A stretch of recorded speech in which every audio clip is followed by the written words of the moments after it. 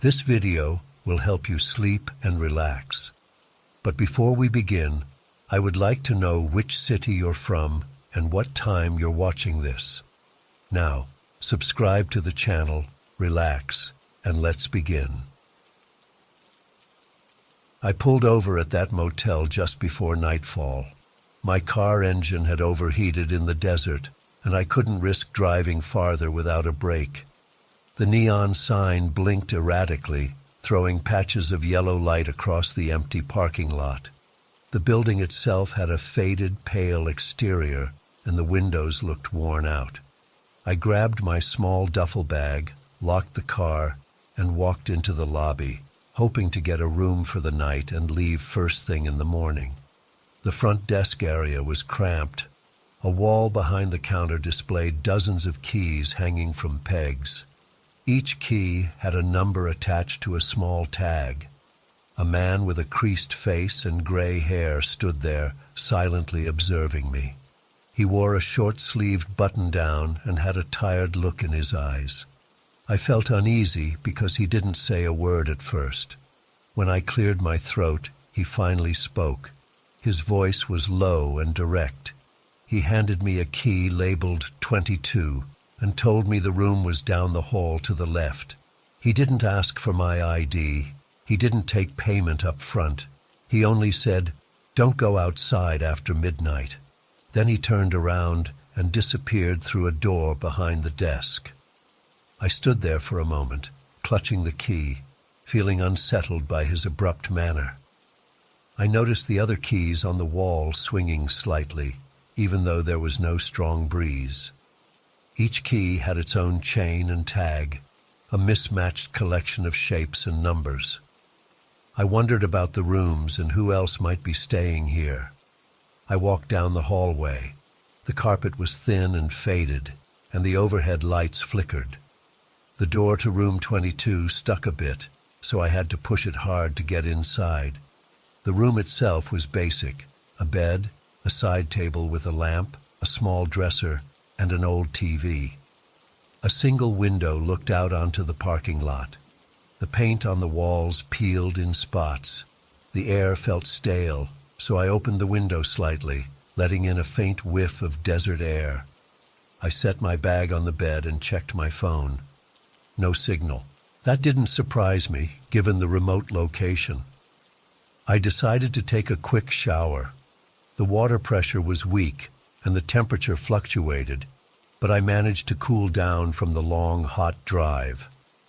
Afterward, I toweled off and slipped into fresh clothes. My stomach growled. I realized I hadn't eaten since midday. I recalled passing a diner a few miles back, but I didn't have the energy to drive again. I checked the room's nightstand for any takeout menus or local info. Nothing.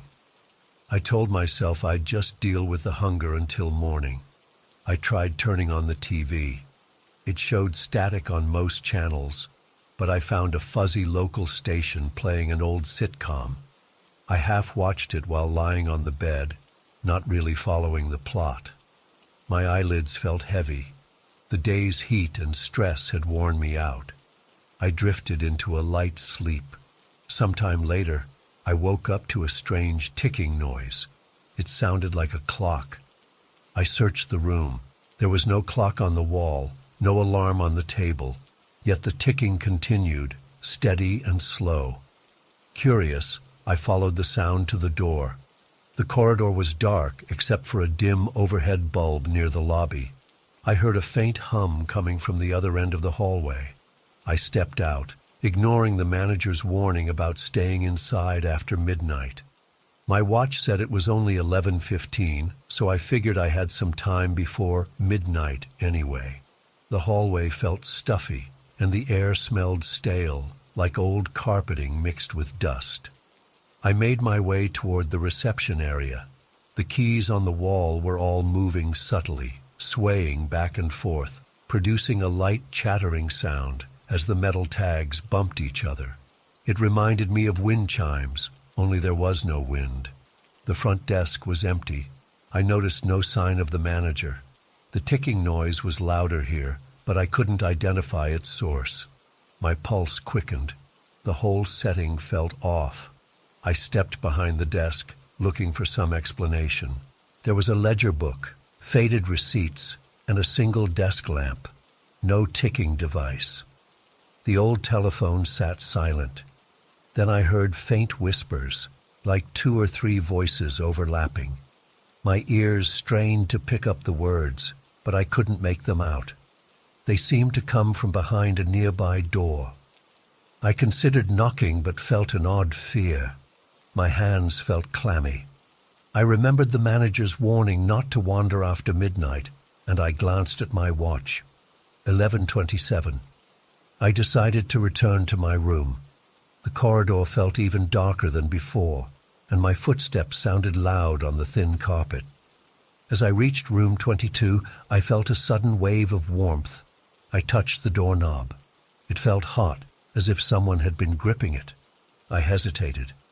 Then I heard a scraping noise inside my room, like furniture moving. I pressed my ear to the door. I could feel my heart pounding. Another gentle scrape, then silence.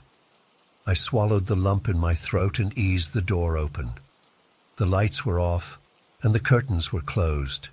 I was sure I had left one lamp on. The bed was still there, the TV off, but the air felt heavier. My eyes struggled to adjust, but I saw no one inside. I stood in the doorway, every muscle tense. After a few seconds, I found the lamp on the nightstand and turned it back on. It flickered. The furniture looked exactly as I left it, except the chair near the dresser was slightly angled. I couldn't be certain it hadn't been that way. My mind might have been playing tricks. I walked around, checking the bathroom. Empty. I locked the door behind me and double-checked the window latch. It was still secure. My watch read 11:35. I decided to stay put until morning, but I couldn't relax. The ticking noise resumed, echoing in my ears. I paced the room, pressing my ear to the walls. It wasn't coming from the walls. It felt like it was everywhere. My hands shook. I sat on the edge of the bed, focusing on slow, steady breaths. The hum of the air conditioner started up, rattling the old vent, which momentarily drowned out the ticking. At around 11:50, I heard a faint jingle from the hallway. It was the sound of the hanging keys. I remembered how they swayed by themselves. My heart sped up. Part of me wanted to open the door and look, but I also recalled the manager's warning. I told myself it was only 10 more minutes until midnight, and maybe I should stay put like he said. Anxiety gnawed at my stomach. Then I heard footsteps just outside my door. I froze. The steps were quick and light, as if someone was running by. I rushed to the door, peered through the peephole, and saw only an empty corridor. The lights flickered. My watch hit 11:59. That final minute stretched on. The corridor lights made a buzzing sound, and the overhead fixture in my room blinked once, then stayed on. When my watch switched to 12 the ticking ceased abruptly. The entire motel felt still. Relieved at the sudden silence, I sat back on the bed. I waited, listening. Nothing happened for a few minutes. I exhaled, thinking maybe the manager's warning was just local superstition. My pulse began to slow. Then a faint moan came from somewhere on the other side of the wall. It startled me to my feet. The moan rose in volume, became a slight wail, then vanished. My skin crawled. I grabbed the key on the nightstand, the one labeled 22, and noticed it felt warm. I set it down again, trying to steady my breathing. I spent the next hours dozing on and off, jumpy at every sound. A few times I heard the hall lights buzz or a distant slam, but I stayed in my room, remembering the warning. By the time morning light seeped through the edges of the curtains, I felt exhausted and tense. My phone said it was 6:30 a.m., so I got dressed and decided to check out as soon as possible. I gathered my bag and the key. My hands shook from lack of sleep. I walked down the hallway toward the front desk. The manager stood behind the counter, staring at me with a flat expression. He noticed the key in my hand. His lips tightened into a thin line. He slowly extended his palm. I placed the key there, expecting to pay for the room. He said nothing about payment. Instead, he asked, "Did anything happen?" I hesitated. I didn't want to sound confused or scared. I managed to say, "I heard some noises. The keys were moving by themselves. The lights flickered." His expression didn't change. He simply nodded. He took the key, placed it on a hook, and I noticed every other key on the wall was still. Only the key to room 22 wobbled a bit, then hung still. I waited, unsure if I should say more. He spoke in a low voice. "Next time, keep the key. Don't bring it back." I blinked, unsure what he meant. I looked around. The motel lobby had harsh morning sunlight streaming through the windows, making the dusty floor visible. The neon sign outside was now off, but its letters looked chipped. I said, "I need to settle the bill." He shook his head. "No charge for the night," he replied. I opened my mouth to argue, but the look on his face stopped me. He turned away, fiddling with a ledger. His hunched shoulders told me he was done talking. Unease pulsed in my chest. I decided not to push it. I left the lobby and stepped into the morning heat.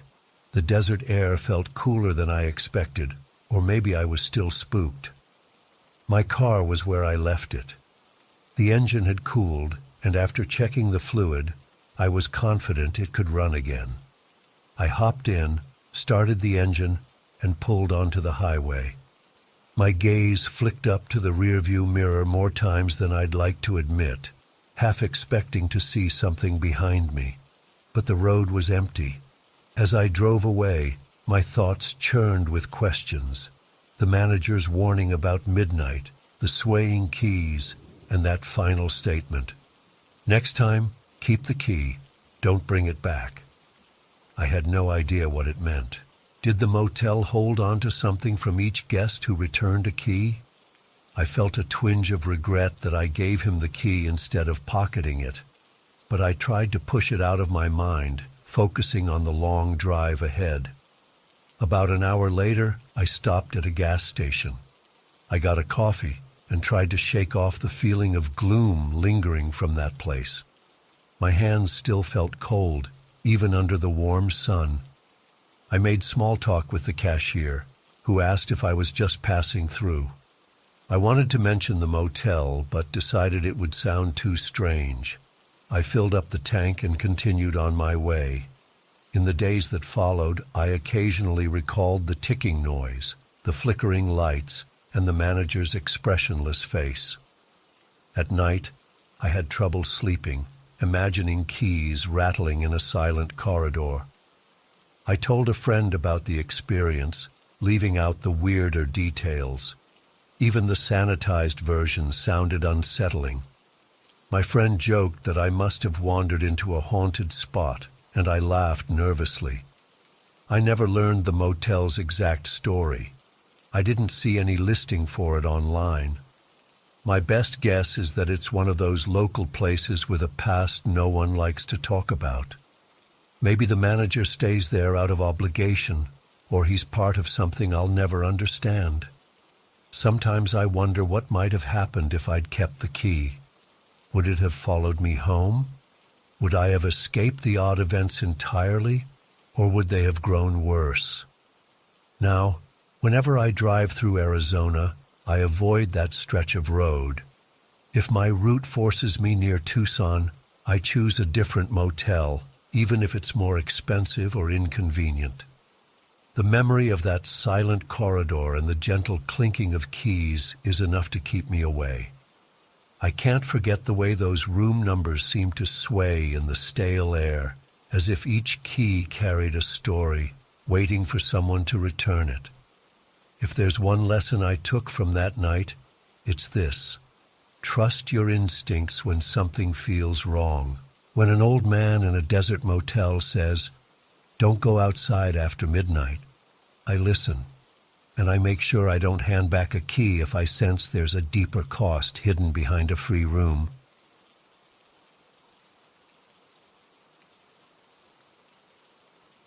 I started working at the Old Market in Portland, Maine, about 2 months ago. It's a large, historic building with a wooden floor and rows of vendors selling fish, produce, and crafts. My manager, Mr. Graham, assigned me to help with stocking goods and organizing the back areas. After a few weeks, he told me that I needed to clean and catalog items in the basement. He said it was mostly unused storage space, but it had been accumulating dust and junk for years. When I first went down there, I expected a cramped, dark cellar. Instead, I found a wide room with an arched ceiling supported by stone walls. The basement smelled of old fish and sea salt. Water dripped in one corner, forming a small puddle on the concrete. Wooden crates, some labeled and others blank, were stacked against the walls. Several boxes had come from old vendors who had moved out long ago. Mr. Graham told me to sort through them and see if anything could be salvaged or sold. I set up a small workstation near the bottom of the stairs with a portable light because the basement's overhead bulbs were dim. The floorboards above creaked whenever people walked around in the main market. Voices and footsteps filtered down, muffled. I felt a bit uneasy, but I figured it was just an unfamiliar space, so I tried to ignore the tension in my shoulders. My job was to open each crate, list the contents, and decide whether we should keep or discard them. I started with the smaller boxes, which contained old kitchen utensils, chipped ceramic plates, and handmade trinkets. Most were dusty or broken. Some pieces looked interesting, but they didn't seem valuable. After an hour, I stood up to stretch my legs. That's when I noticed a corner I hadn't paid attention to yet. It was darker there, with a tall shelf covered by a torn sheet. I approached it, shining my flashlight. Under the sheet, I saw a life-size wooden figure. It wore an old fisherman's coat and hat, like something from decades ago. Its face was carved with rudimentary features, but the eyes had an odd shine to them, as though they had been lacquered separately. The paint on the figure was peeling, and the coat felt damp and rubbery when I touched it. My first reaction was surprise. I figured it was some kind of antique display piece. The basement's moisture probably damaged it over time. I stepped back, observing the figure. Its stance was slightly forward, as if leaning against the shelf. The carved face had a blank expression, but the eyes felt strangely lifelike when my flashlight moved over them. My stomach tightened. I tried to laugh it off, reminding myself it was just a wooden model. Still, I couldn't shake the discomfort I felt. I grabbed a nearby cloth and tried wiping some of the moisture from its coat, but it stayed clammy to the touch. I moved on to other crates, hoping to distract myself. Occasionally, I glanced back at the fisherman figure, half expecting it to shift or move. My flashlight created shadows, making the corners of the basement look deeper. The dripping water sound grew more noticeable each time I stopped working. Sometimes I thought I heard a faint tapping noise, but I convinced myself it was just the water droplets. Over the next few days, I spent a couple of hours each afternoon down there. I opened more crates, sorted items, and stacked them in labeled sections. The damp smell in the basement clung to my clothes. I often felt I wasn't alone, though I could hear no one else. The old fisherman figure seemed to change position slightly whenever I wasn't looking. At first, I assumed I had just forgotten its exact angle, but one day I noticed its arm was raised higher than before. Another time, it looked turned a few degrees toward me. My heart pounded when I realized the difference. I told myself maybe I brushed against it without noticing. One evening, just before closing time, I was finishing the last box for the day. Mr. Graham had already gone home, and most vendors had packed up. I heard the market's main door close upstairs, leaving me alone in the building. I decided to do one final sweep of the basement.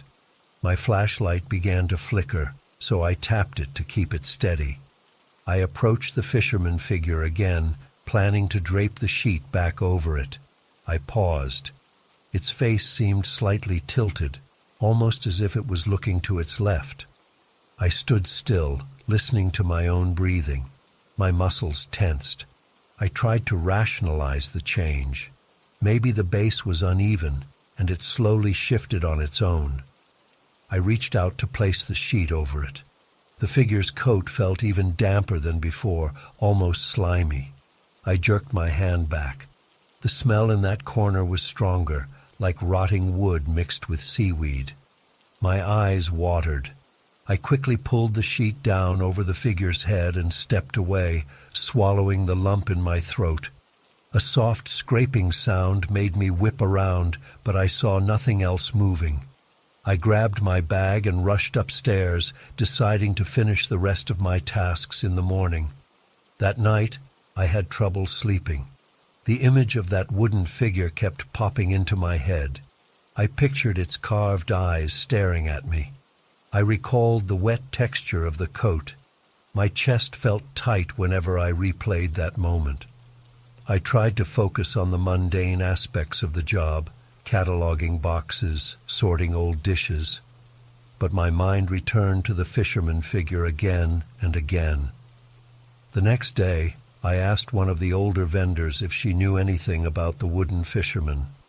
She shrugged and said she'd heard rumors of odd maritime artifacts stored in the basement, but she never saw any. I decided not to press her. I went downstairs, determined to get through my shift efficiently.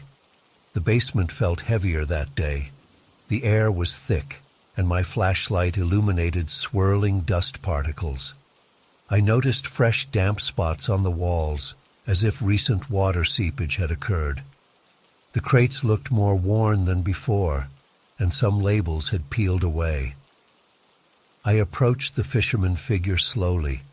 The sheet still covered it, though it appeared slightly crooked, as if something underneath had moved. My pulse quickened. I saw wet footprints on the concrete, leading from the figure's corner to the center of the room, then back again. They looked like partial impressions, as if someone with a soggy cloth shoe had walked across. I crouched down to touch one. The moisture soaked into my fingertip. My heart pounded. I glanced around, trying to see if there was a leaking pipe or some other explanation. The footprints didn't line up with any dripping water. I felt my palms sweat. Ignoring the panic in my chest, I removed the sheet in one quick motion. The figure leaned closer, its face angled toward me. The eyes appeared glossier than before. I stepped backward, struggling to keep my flashlight steady. The fisherman's coat dripped with water.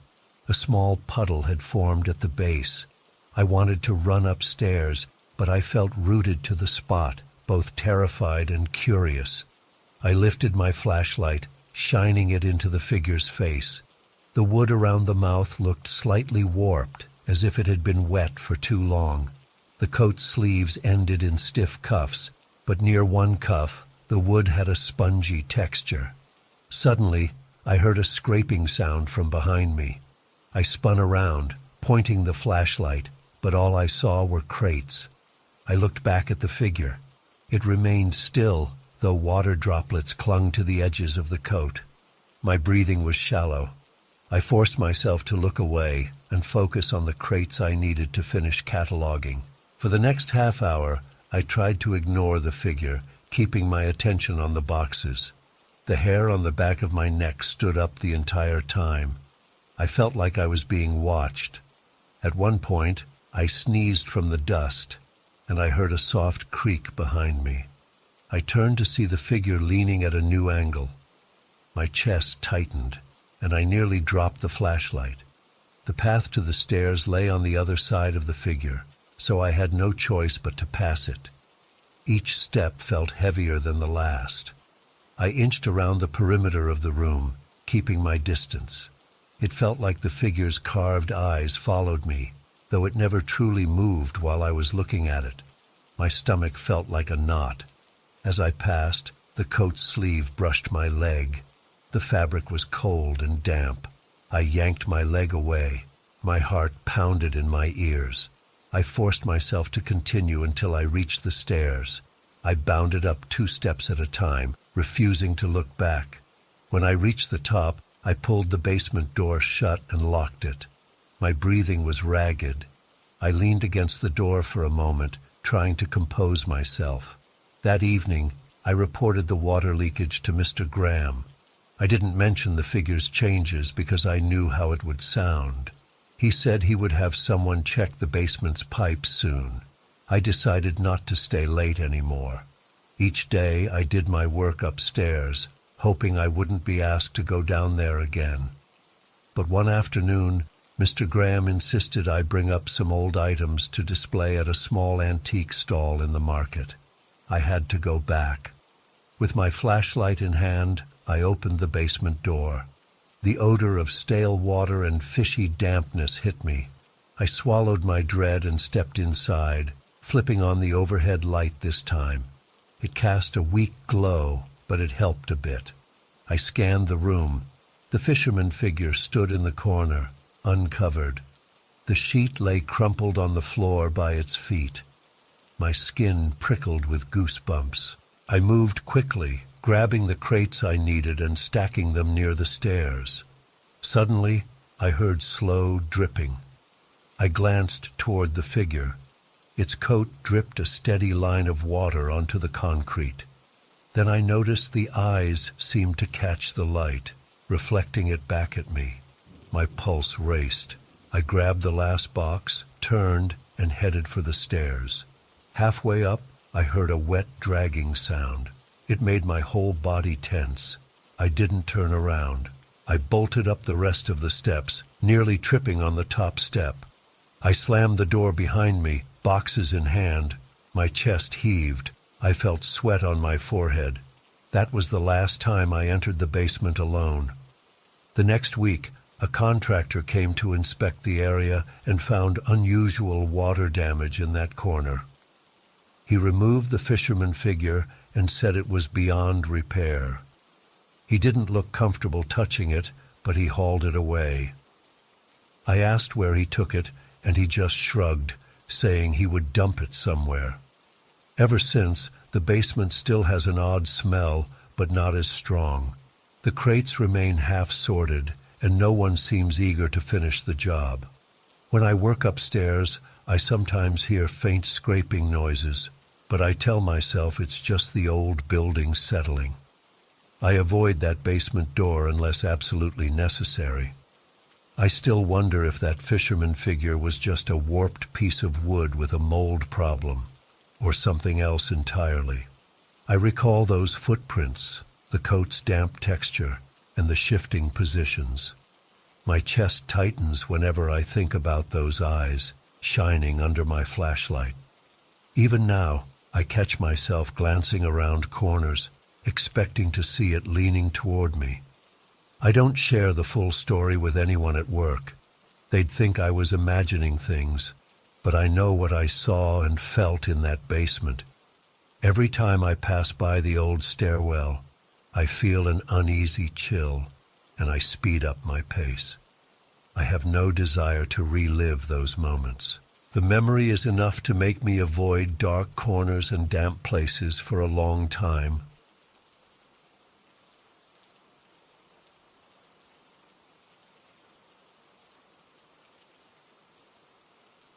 I first noticed the old tea house while walking down a quiet street in Hartford's historical center. I saw the faded sign, Rosemary's Tea & Co., hanging above a dusty door. The building had stained glass windows covered in grime. Something about it stood out, even though most people seemed to pass by without a glance. I felt drawn to it. I love vintage settings and old-fashioned decor, so I decided to step inside. Pushing the door open took more effort than I expected. It creaked loudly, and I heard a small bell jingle overhead. I waited for someone to greet me, but no one appeared. The air inside felt heavy with dust. The sunlight through the cloudy windows cast a grayish glow over the room. Several wooden tables and chairs were laid out in an orderly fashion, as if expecting customers. They were coated in a thin layer of powdery dust. I stepped forward, and the floorboards squeaked under my weight. My heart rate ticked up. I didn't expect the place to feel so deserted. I approached the main counter. On it stood a row of porcelain cups and saucers with floral patterns.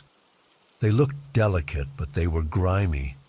There was a menu on the counter, hand-lettered in fading ink. It listed various teas with names I didn't recognize. No prices were shown. The smell in the air shifted. I picked up a faint aroma of rose petals. It was subtle at first, then grew stronger, like someone had just brewed rose tea in another room. My stomach fluttered. I looked around again, searching for any sign of a person. There was only silence. Behind the counter, a door led to what appeared to be the kitchen or a back room. I leaned closer and noticed a partial glimpse of dusty countertops. Then I heard the clink of porcelain. It was soft, like someone was handling a teapot. I called out, "Hello? Is anyone here?" No one answered. My voice echoed dully. The porcelain sound stopped. I felt a chill ripple across my skin. I ran my hand across the dusty countertop, then stepped away and moved toward the main seating area. A single table near the window caught my eye. A tattered napkin lay on it, and a small sugar bowl sat half open. I found an old card in the sugar bowl. The card said, "Special blend of the day," in fancy script, with a faint design of roses. It looked as though it had been left out for years. A sense of unease crept into my chest. I turned and peered around. The silence felt too thick. I debated whether to leave, but curiosity pulled me deeper. I stepped through a side archway leading to what might have been a smaller lounge area. It had ornate chairs, an antique sideboard, and a tall mirror with a tarnished frame. The dust was even heavier in here. As I neared the mirror, I noticed a vague outline of a figure in it, like a reflection that wasn't mine. I froze, every muscle in my body tightening. My heart pounded. I blinked and looked again. The shape vanished. I told myself it was the lighting or my imagination. Still, my hands trembled. I backed away from the mirror and returned to the main room. The rose scent grew stronger. It reminded me of fresh petals, not like an old, stale fragrance. It was almost pleasant, but it made the space feel more unsettling because I couldn't see a single fresh flower or anything else that could produce such a smell. I noticed my breathing had sped up. The back of my neck felt warm. I debated leaving again, but I took another few steps toward the door behind the counter. Something about the clinking I heard earlier made me want to investigate. When I entered the kitchen, I saw rows of teapots and cups arranged neatly on open shelves. A few pots had traces of dried tea leaves at the bottom, as if someone had used them and never washed them. The sink was filled with dust-laden cups. A kettle sat on the stove, but the stove was off. My footsteps were loud on the tile floor. I reached out and touched one of the teapots. The handle felt slightly warm. That made no sense because the room felt cool, and I saw no active heat source. My stomach lurched with unease. Then a slight movement near the far corner caught my eye. I lifted a hand to shield my vision from the dim overhead light. I realized it was a curtain swaying. There was no draft I could detect. I approached it, half expecting someone to pop out. My heart pounded so hard that I could hear blood rushing in my ears. But the curtain simply hung there, swaying gently. I touched it, and it felt still under my fingers. No breeze, no open window. I stepped back, confused. I turned around, and the kettle on the stove emitted a soft rattling sound. I stared at it, waiting for a logical explanation. I saw no movement in the kettle, but the rattling continued for a few seconds and stopped. I whispered under my breath, "This is too strange." I wanted to leave, yet I felt glued to the spot. My legs felt stiff. I heard a faint shuffle behind me. I spun around, shining my phone's flashlight into the corner by the shelves. Nothing. The hairs on my arms rose. The rose scent intensified to a near claustrophobic level. I coughed, feeling like I was inhaling thick perfume. My eyes teared up a bit from the intensity of the smell. I stepped away from the stove, heading back into the main tea room. Once I got there, I froze. A teacup sat on one of the tables, steaming lightly. I hadn't seen any steam or any hot water before. My heart jumped. I approached the cup cautiously. The liquid inside was pale pink. I could smell rose. I leaned closer and felt heat rising from it. This was fresh tea. My hands shook. I touched the cup's handle with one fingertip. It was warm, like it had just been poured. My mind raced. There was no sign of any other person, no footsteps, no talking, no kettle boiling. I looked around for a place to set my phone down or something to defend myself, but the environment was still and quiet. That's when I noticed the silhouette in the dusty window reflection. It looked like a woman wearing an old-fashioned dress. She stood behind me, too close. My stomach clenched. I spun around so fast that I nearly stumbled over a chair, but I saw no one in the room. In that moment, the overhead lights flickered. I heard the bell on the door jingle by itself, though the door didn't open. My pulse pounded in my temples. I stared at the main entrance, half expecting it to swing open, but it stayed shut. The jingle died away. The tea room returned to a deafening silence. I felt sweat on my brow and wiped it with my sleeve. Then I glanced back at the teacup. Steam still rose. My curiosity overcame my sense of fear. I lifted the cup and smelled it. It was clearly rose tea. My hand trembled. I tasted a tiny sip. The flavor was strong, slightly sweet, like rose petals steeped in hot water. I quickly set the cup down, my heart beating even harder. I felt almost lightheaded. I decided I needed to leave immediately. I didn't care about exploring more. I wanted out. I headed for the door. As I crossed the threshold, I felt a sudden release of pressure, like stepping out of a thick fog. The street outside was bright in comparison. I looked back at the tea house. In the daylight, the windows seemed more boarded up than I remembered. The door appeared locked. I could see dust swirling inside, but no sign of movement. The sign above still read, "Rosemary's Tea & Co., but it looked even more weathered. My spine tingled. I walked away, trying to clear my head. My heart still raced. My hands felt clammy, and the back of my shirt stuck to my skin. I had no explanation for what I experienced. I found a bench nearby and sat down, catching my breath. I considered whether I should tell someone, but I wasn't sure who. It sounded too bizarre to share with a stranger. After a few minutes, I calmed down enough to stand and slowly make my way back to my car. That night, I couldn't stop thinking about the tea house. The smell of roses seemed stuck in my nostrils. I took a shower, trying to wash away any dust or lingering scent. My mind replayed the rattling kettle, the curtains swaying, and especially that fresh cup of tea. Each time I felt my chest tighten. I ended up going to bed late because I was afraid I'd dream about it. For the next few days, I researched the address online.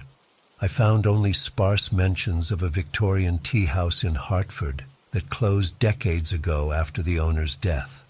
Some references mentioned a woman named Rosemary, who was famous for her rose blends. There were rumors of unusual occurrences in the building afterward, but no concrete details. The city records showed the place had been shuttered and never reopened officially. I drove by once more during daylight, just to see if it looked different. The windows were still dusty, the door obviously locked. I peered in through a narrow gap, but it was too dark to see much. I saw no chairs or tables, just shadows. My heartbeat rose again, so I left quickly. I had the strong feeling that the encounter I had experienced was unique or possibly personal, like I had stumbled into a moment in time that shouldn't have existed. That idea made me uneasy. Even now, I sometimes smell a faint rose scent at odd moments. I'll be at home or at the office and suddenly catch a whiff of it. My skin prickles when that happens, and I recall the dusty tea room and that warm teacup. I haven't told many people about this. Most would assume I'm exaggerating or chasing a weird fantasy. But I know what I felt in that tea house. It wasn't a normal place. Something was there, or maybe still is, serving a last cup of rose tea to anyone who dares to enter. I keep warning anyone who mentions they like exploring old buildings in Hartford. Don't go into that tea house. If it's even possible to enter again, I suspect the experience won't be pleasant. I can't explain where that tea came from or why I smelled a fresh brew in a place that seemed abandoned for decades. But the memory stays with me. My hands still shake when I think about picking up that teacup and feeling the warmth of freshly steeped tea in a deserted shop. It was too real to be a dream and too strange to be a normal encounter. I have no plans to return, but the memory remains vivid. The rose flavor, the dusty atmosphere, and that brief glimpse of a figure behind me feel like a warning I can't forget.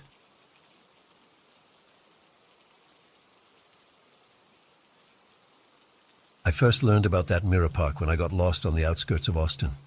I had been driving around trying to find a small street art installation that a friend told me about. My phone's GPS kept rerouting me, so I ended up in a rundown neighborhood near an abandoned warehouse district. As I drove along a cracked road, I spotted a sign on a rusty fence that said Mirror Park in letters that looked hand-painted and faded. There was a tall chain-link gate, but it stood open, and I could see some shiny objects on the other side. I felt curious and pulled over to check it out. The entrance had a small plaque, too worn to read properly. I noticed dozens of reflective panels sticking out of the ground a few yards away, arranged in some kind of pattern. It was late afternoon, so the sun hit those panels at an angle, creating flashes of light that caught my eye.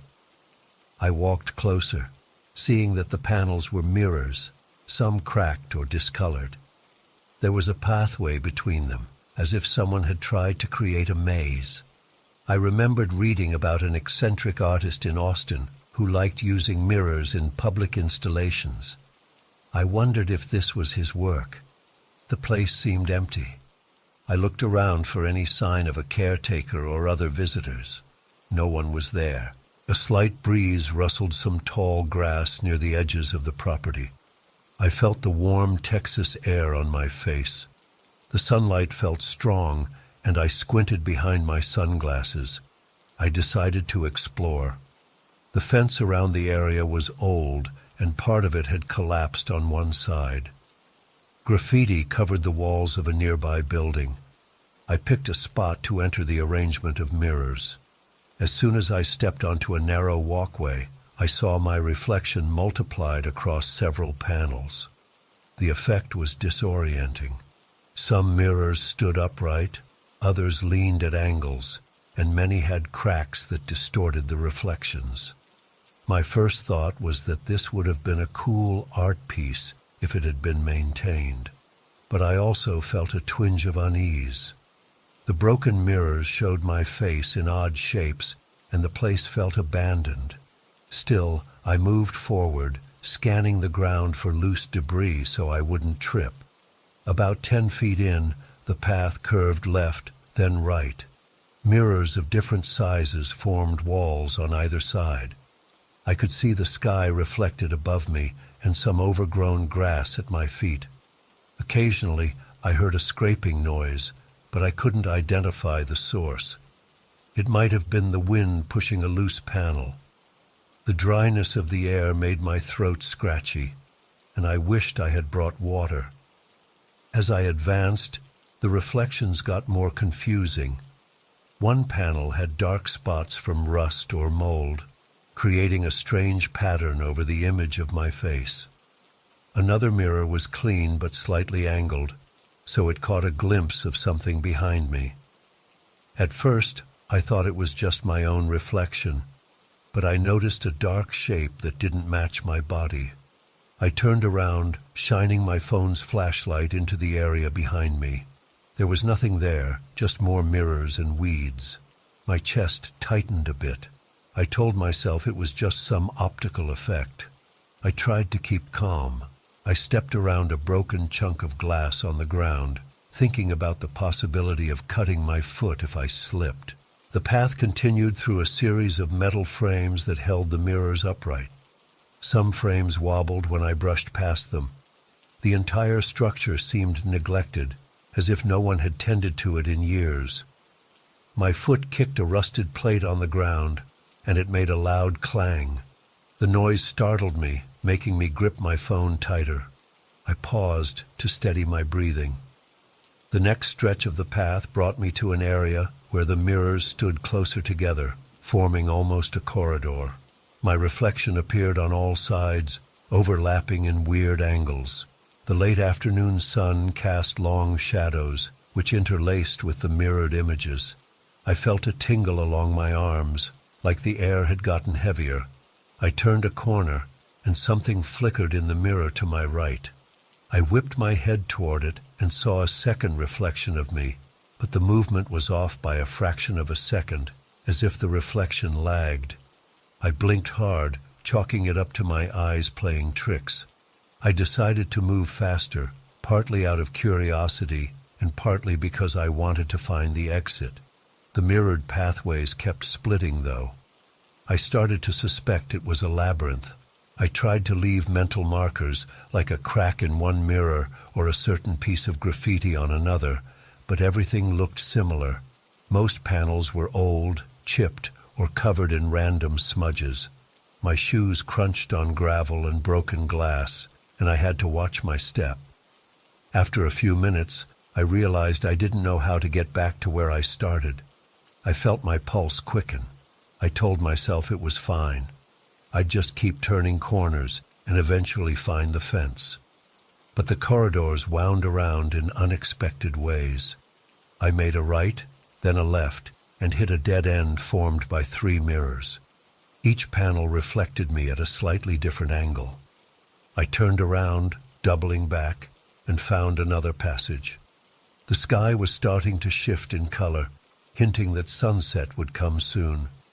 I didn't want to be trapped in this place at night. At one point, I passed a mirror with a large diagonal crack across it. As I looked at my reflection, I saw a faint shape behind me in the glass. It looked like a person, but the figure was dark, almost featureless. My heart skipped. I spun around. No one was there. I felt a chill crawl up my neck. I started moving more quickly. My shoes scuffed against the ground, and I kicked a small shard of mirror that slid ahead of me. I tried not to stare too long at any reflection, but my eyes kept flicking to the corners of the mirrors to check for movement. That was when I heard a quiet laugh. It sounded distant but clear enough to be human. I froze in place, listening. The laugh didn't repeat, but my body tensed up. My palms were sweaty around my phone. My mouth felt dry. I tried to call out hello, but my voice came out weak. The labyrinth stayed silent. I took another step, and my shoe squeaked on some metal debris, echoing strangely among the mirrors. Further along, I found a small clearing in the center of the installation. It looked like an open square with a broken signpost at the middle. The signpost was crooked, and the sign was too faded to read. The ground around it was littered with shards of broken glass, as if a large mirror had once stood there and collapsed. I paused to catch my breath. My legs felt stiff, and my shoulders ached from tension. I thought about calling someone, but I had no idea who to call or how they would find me. My phone still had battery, though, so I checked the time. I realized I had been wandering this place for nearly half an hour. I turned toward one of the paths leading out of the square. Before I could take a step, I heard a loud crash. It sounded like a large piece of glass falling off its frame. The noise echoed all around. My heart pounded against my rib cage. I whipped my head around, trying to locate the direction. It had come from behind me, near another cluster of mirrors. I felt a surge of panic. I muttered, "I have to get out of here," under my breath. I chose the path to my left, hoping it led to the outer fence. The labyrinth twisted again. Some mirrors were so damaged they barely reflected anything. Others were intact but angled oddly, showing me glimpses of the sky and the back of my head. I kept moving, occasionally trying to peer over the top of the mirrors to see if I could spot an exit, but they stood too tall for me to see beyond them without climbing. I worried about disturbing the unstable frames if I tried that. At one point, a reflection in front of me showed someone behind me again, like a human shape crossing from left to right. I spun around, shining my phone light, but the corridor was empty except for me. I felt a knot in my stomach. My breathing got shallow. I forced myself to keep moving, telling myself it was just the trick of overlapping reflections. Finally, I saw a gap in the fence through the next line of mirrors. Relief washed over me, but it was mixed with dread. I moved toward it, stepping around a thick piece of metal pipe on the ground. As I reached the final set of mirrors, I heard a sudden thud behind me. My body jerked in surprise, and I almost dropped my phone. I turned to look, and one mirror at the end of the corridor had fallen forward, leaning against another. The sound must have been that. Nothing else was visible, but I felt an overwhelming urge to run. I ducked through the gap in the fence without a second thought. My footsteps crunched on gravel as I hurried back to my car. Once I was outside the enclosure, I felt the warm evening air on my face and realized I was breathing too fast. I paused by the car door, looked back at the tangled maze of mirrors, and saw the last rays of daylight reflecting off several cracked surfaces. My chest tightened again, remembering the laughter and those fleeting shapes in the reflections. I got into my car, locked the doors, and started the engine. I felt a tremor in my hands, and my shirt stuck to my back from sweat. I drove away, glancing at the rearview mirror every few seconds. My mind replayed the moments when I saw that dark figure behind me and the weird second of lag in my reflection. I felt like I had escaped a claustrophobic trap.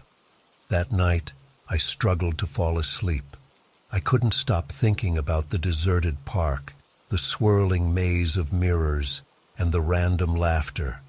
My body kept replaying the tension in my shoulders and the dryness in my throat. I texted a friend about it, but I kept my message vague. I didn't want to sound paranoid or unhinged. The memory of those reflections still made my heart pound. In the days that followed, I read up on local forums.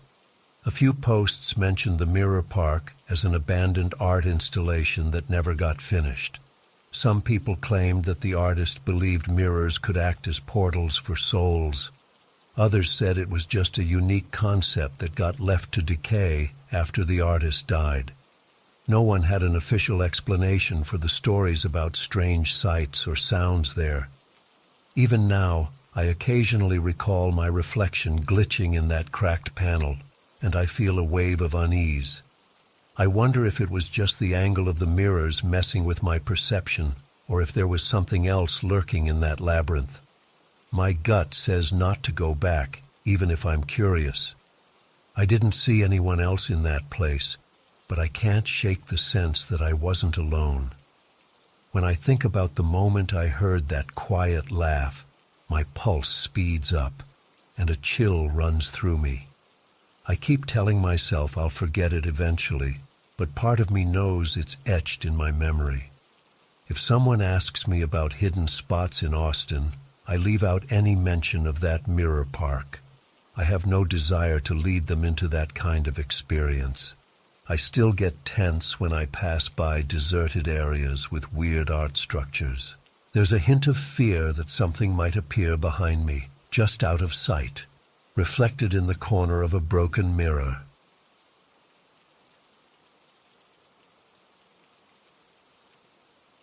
I decided to visit the old coal mine in the Pocono Mountains after hearing local rumors about eerie sounds from beneath the ground.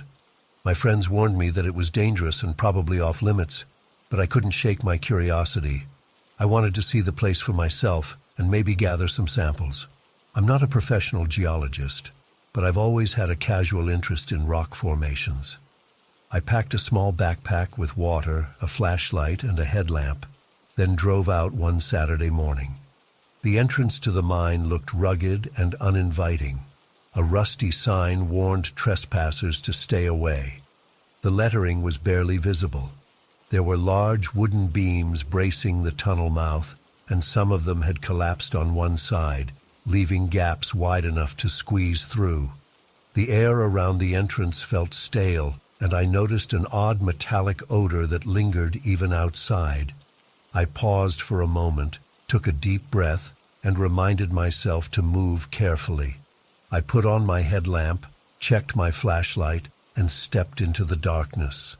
My first impression was how the space felt cramped. The ceiling seemed low, though it was probably the same height as a normal room.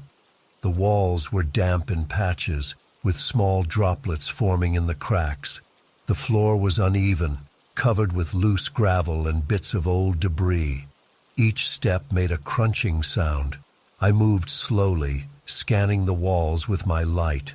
I spotted old rails on the ground that once guided mining carts. They were heavily rusted. As I walked deeper, the natural light from the entrance faded, and I had to rely solely on my headlamp. The smell grew stronger, an earthy mix of dust and iron. I felt my nerves tighten because I knew I was alone in a place that had seen accidents in the past. My heart rate picked up. My stomach felt a little uneasy. I told myself to remain calm and remember the path so I could return without getting lost. I came across some machinery parts about 50 feet in, gears, engine fragments, and old metal drums. They looked like they'd been left in a hurry. The dust covering them was thick, and a thin layer of rust flaked off whenever I brushed against anything. I heard a faint echo. It sounded like my own movement at first, but it carried a hollow quality that reminded me the tunnels might extend far in different directions. After several minutes, I reached an area where the shaft narrowed, forcing me to bend forward. I saw the remains of old wooden support beams. Some were broken and half fallen. I had to carefully maneuver around them. The air felt drier here, and I caught a metallic taste on my tongue. My breathing sounded louder in my ears. My clothes started to stick to my skin from sweat. The temperature hadn't risen, but my nerves made me sweat.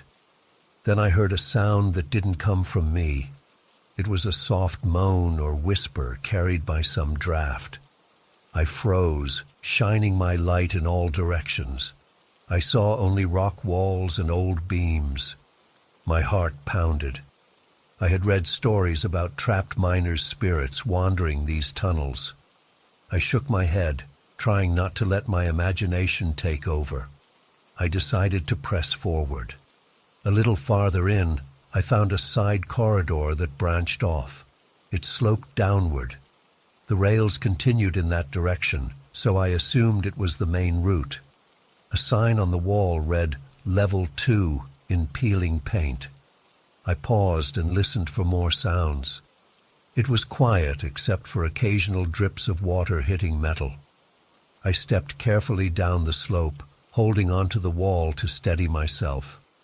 I reached a small chamber where a couple of carts were still on the tracks. They were tilted, one nearly on its side. There was nothing inside them except lumps of coal turned gray with age. I touched one piece, feeling the residue on my fingers. It smeared black across my skin. I wiped it on a rag I had in my backpack.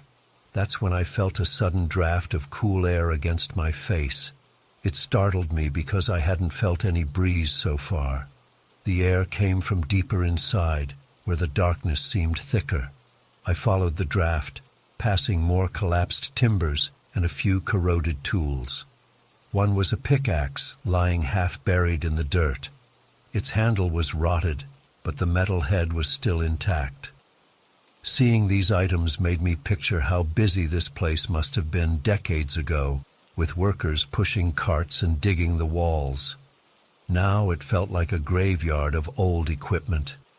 While I walked, a slow heaviness settled in my chest. It was like the atmosphere weighed on me. My arms felt tense, and my back started aching. I kept looking over my shoulder. I sensed a presence, even though I couldn't see or hear anyone. The silence played tricks on my mind. Once, I tripped on a loose rock, and my flashlight fell. The clatter echoed in a long, eerie way. I swore under my breath and quickly picked up the flashlight, checking for damage. It still worked. My heart hammered, and I forced myself to breathe steadily. Further in, I heard another noise, like the squeak of wheels. It came from somewhere ahead. My body tensed. I whispered, "Hello," and instantly regretted it when the sound echoed back to me. No response. I stepped slowly, shining my light around. There were no carts in motion, no sign of any person. The squeaking noise stopped, replaced by a deep hush that made my ears ring. I swallowed hard, feeling my throat go dry. I reached a spot where the tunnel widened into a larger chamber. The overhead timbers were spaced farther apart, giving me a slight sense of openness. In the middle of the space, I noticed a rusted metal hatch on the ground, probably leading to a lower level. A small ladder next to it was bent out of shape. I thought about exploring further, but the feelings of dread intensified. My skin broke out in goosebumps, and my stomach tightened. I decided that I'd gone far enough. I wanted to leave. As I turned to go back, I felt a sudden chill on the back of my neck, like cold air passing by. It raised the hairs on my arms. I spun around, shining my headlamp in wide arcs. For a split second, I thought I saw a flicker of light across the chamber, like someone else's flashlight beam. Then it vanished. My heart pounded. I took a few steps backward, pressing my back against the rough wall. I told myself it could have been a reflection, or maybe a glint off the metal. But then I heard a soft hum, almost like a person exhaling. My breath caught in my chest. The hum lasted a second or two, then faded. I turned, trying to figure out the direction. The acoustics made it tough to pinpoint. I decided it was time to go. My nerves were shot, and I didn't want to risk getting lost or trapped. I retraced my steps, walking briskly but trying not to stumble. My arms were tense. My flashlight shook in my hand. Each crunch of gravel under my feet sounded like thunder. I kept imagining something or someone right behind me. I glanced back often. The corridors seemed to stretch longer than before, as if the mine was shifting around me. My head felt light, and my chest felt tight, probably from stress. After a few minutes, I recognized a broken timber I had passed on the way in. Relief flickered in my mind. I followed that sign and kept moving toward the entrance. The dryness of the air irritated my throat, and I had to swallow repeatedly. At one point, the draft I'd felt earlier returned, blowing dust in my face. I coughed, covering my mouth with my sleeve. My eyes watered, and for a moment I had trouble seeing. I stopped, caught my breath, and blinked until my vision cleared. I powered through the last stretch, guided by the faint glow of daylight that started to appear ahead. The relief was immediate. I smelled fresh air mixing with the stale atmosphere of the tunnel. When I finally emerged outside, I realized how tense my muscles had been. I stepped onto the ground, took a few deep breaths, and let the warmth of the sun hit my face. My heartbeat was still racing. My shirt clung to me from sweat. I moved away from the entrance, over to my car parked a short distance away. My legs felt shaky, like I'd just finished a sprint. I set my backpack down, drank some water, and tried to calm myself. I kept glancing back at the dark tunnel mouth, half expecting to see movement in the shadows. I saw nothing. I heard nothing. Just the breeze through the trees near the parking area. After I recovered a bit, I got in my car and sat there for a few minutes, replaying everything in my mind. I wondered if I had imagined some of the noises. Maybe it was just the structure settling or random drafts. But I couldn't shake that sense of being watched or followed. My gut told me I had experienced something real, but I didn't have any proof. I drove away, determined to put some distance between myself and that place. As I headed back, I noticed my hands trembling on the steering wheel. I kept glancing at the rearview mirror, even though I was miles from the mine. My thoughts spun. I recalled the old stories about tragic accidents and trapped miners who supposedly haunt the tunnels. I didn't necessarily believe in ghosts, but I couldn't deny the heavy fear that gripped me down there. When I got home, I inspected the samples of coal dust and old rock fragments I had collected. They looked ordinary enough, just lumps of mineral and dust. But handling them reminded me of the claustrophobic passageways, the squeaking wheels, and that moan-like sound. I tried to shrug it off as leftover adrenaline. That night, I had trouble sleeping.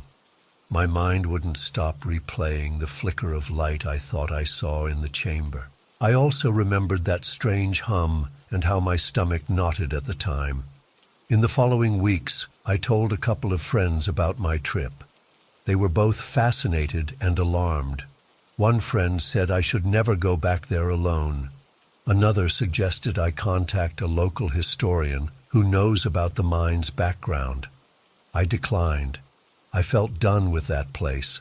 I didn't want to open up more questions or feed my own anxiety. I had my experience, and it was enough to deter me from going back underground anytime soon. I still think about it sometimes, especially when I see old pictures of coal mines or hear people talk about abandoned sites. My chest tightens when I recall the darkness and the sense of not being alone. I remember how each breath tasted like metal and dust, and how every step seemed to echo with tension. Despite my interest in geology, I'm reluctant to explore any place that abandoned again.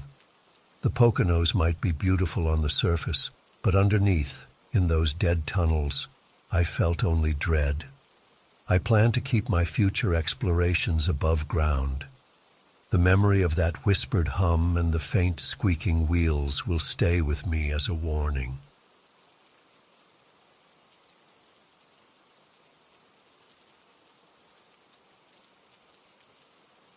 I arrived in St. Augustine for a small historical architecture event. The city looked old and full of character, which interested me. I booked a room at a Victorian hotel that stood near some cobblestone streets. From the outside, it looked inviting.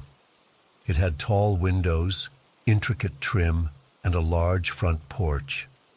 I walked inside, checked in at the front desk, and took the elevator to my room. I was on the 3rd floor, in a cozy space with floral wallpaper and an antique dresser. I settled in, left my bag on the bed, and planned to explore the building, because I wanted to see more of its architectural details. On my first afternoon there, I explored the hallways. I noticed how the corridors had narrow arches and stained glass panels at certain corners. On the fourth floor, I saw a small door in the ceiling. It looked out of place. It wasn't marked, and it had a simple latch. The height of it suggested you'd need a step stool or ladder to open it. I found it odd because most hotels label their utility spaces, but this one was bare. My curiosity grew. I considered asking a staff member about it, but I decided to wait and see if I could figure it out on my own. I returned to the lobby and saw a maintenance worker.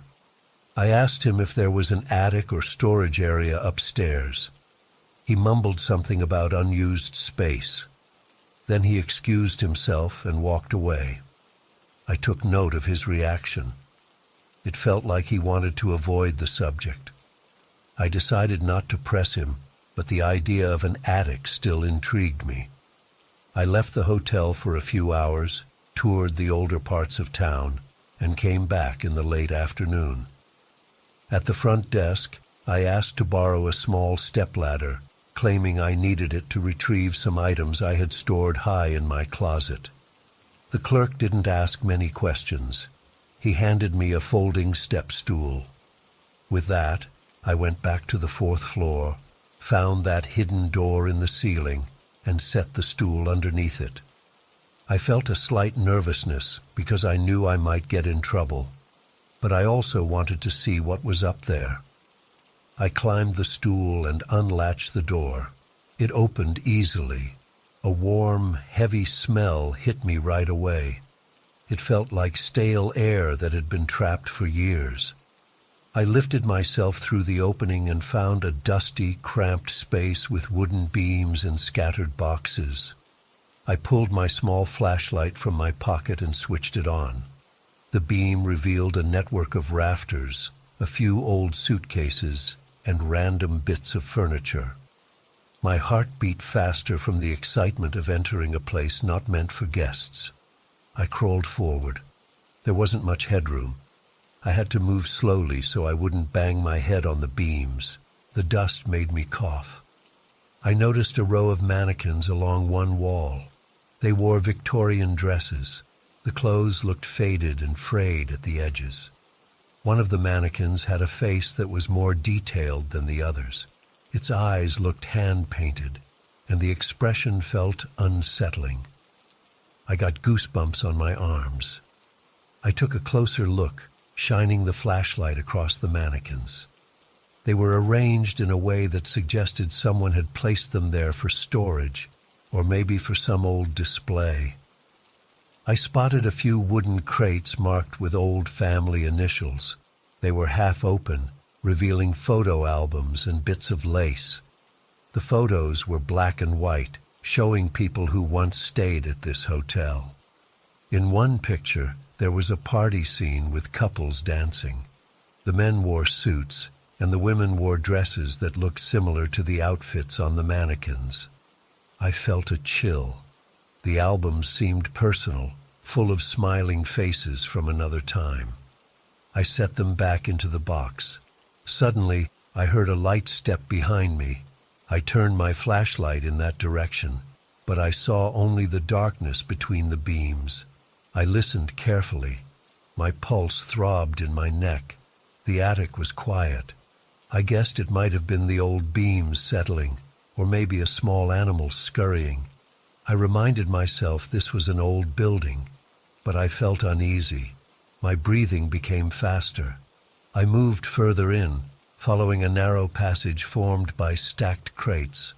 My flashlight fell on a row of framed portraits. Each showed a person in Victorian clothing. In every frame, the individuals looked formal, with serious expressions. One portrait showed a woman who wore the same dress as one of the mannequins. I aimed my flashlight at the mannequin again. Its face had the same features as the woman in the photo, the shape of the nose, the sharp cheekbones. It made me step back. My heart pounded harder. I tried to stay calm, but my nerves were on edge. I took a deep breath and decided to return to the entrance. I had seen enough. But as I stepped around a crate, I caught sight of something white on the floor. It was a slip of paper. It had a handwritten note that said, "Do not remain after dusk." My stomach knotted. I picked up the note. The handwriting was elegant, like old cursive script. I set it down on a crate. My mind raced. Why was there a warning like that? I turned toward the row of mannequins to head back. One of them looked as if it had shifted.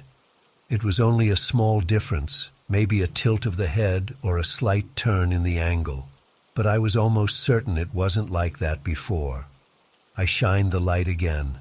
All of them stood motionless. I had to force myself to move. My limbs felt shaky. I didn't want to panic, but my instincts told me to get out.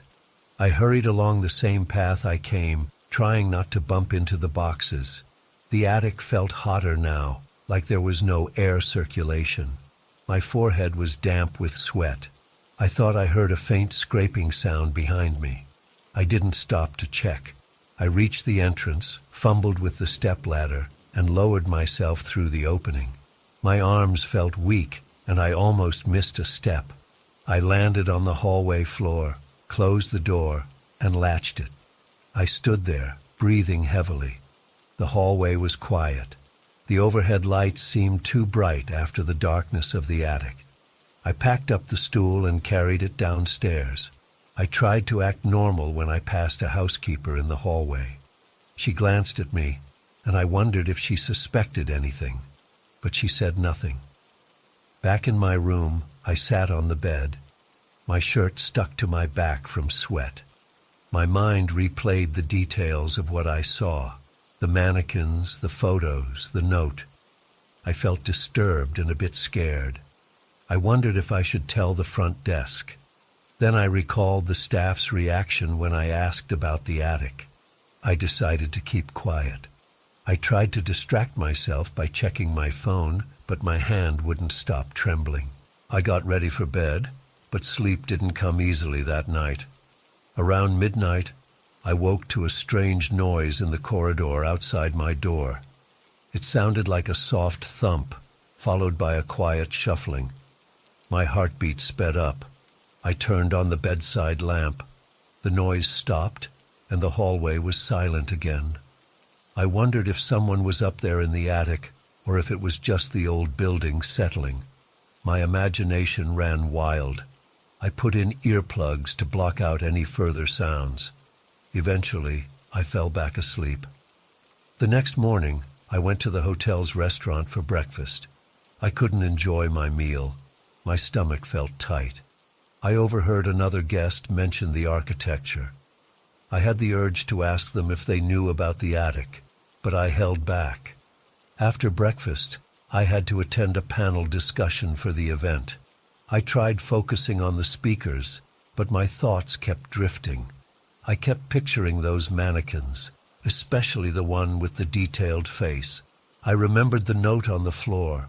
Later, I approached the desk to return the stepladder. The same clerk asked if everything was okay. I lied and said yes.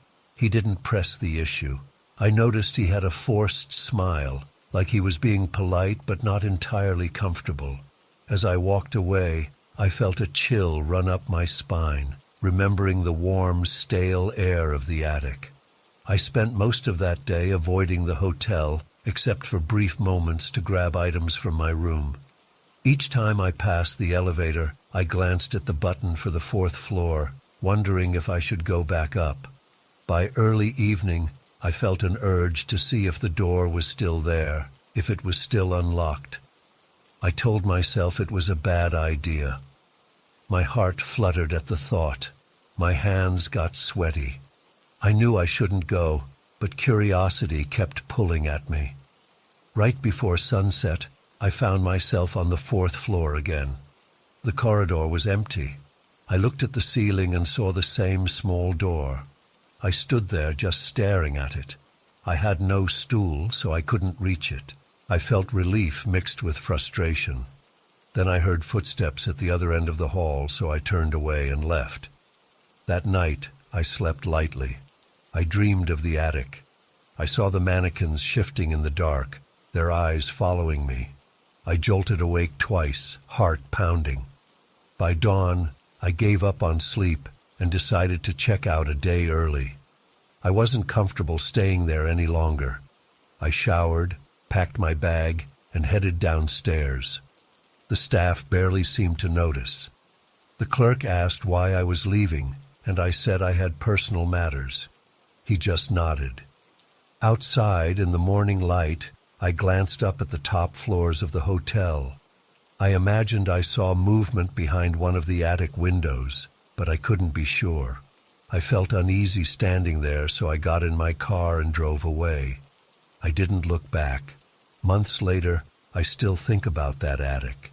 I recall the smell, the old crates, and the mannequins with lifelike faces. I remember that note warning people not to stay after dusk. I wonder if there's a deeper story behind those items, or if the place is just cluttered with old decorations. I don't plan on returning, though. The memory of that warm, stale air and the slight movements I saw are enough to keep me away. I shared a small version of my experience with a close friend, leaving out the more unnerving details. Even then, they said it sounded disturbing. I sometimes have nightmares about being stuck up there. I see the mannequins shifting when the flashlight goes out. I feel trapped with no way down. When I wake from those dreams, my heart pounds so hard I have to sit up and calm my breathing. I've stayed in other historic buildings since, and I try not to think about hidden attics or locked doors. But every now and then, I remember the heavy air, the wooden beams, the detailed faces on those mannequins, and the faint footsteps I couldn't explain. It's a memory that still makes my skin crawl. I'm not sure if the attic holds a secret, or if I simply walked into a storage room filled with odd items. Either way, the sense of being watched and the unsettling silence stick with me. Whenever I recall that place, I feel a tightness in my chest. I know I'll never go looking for that door again.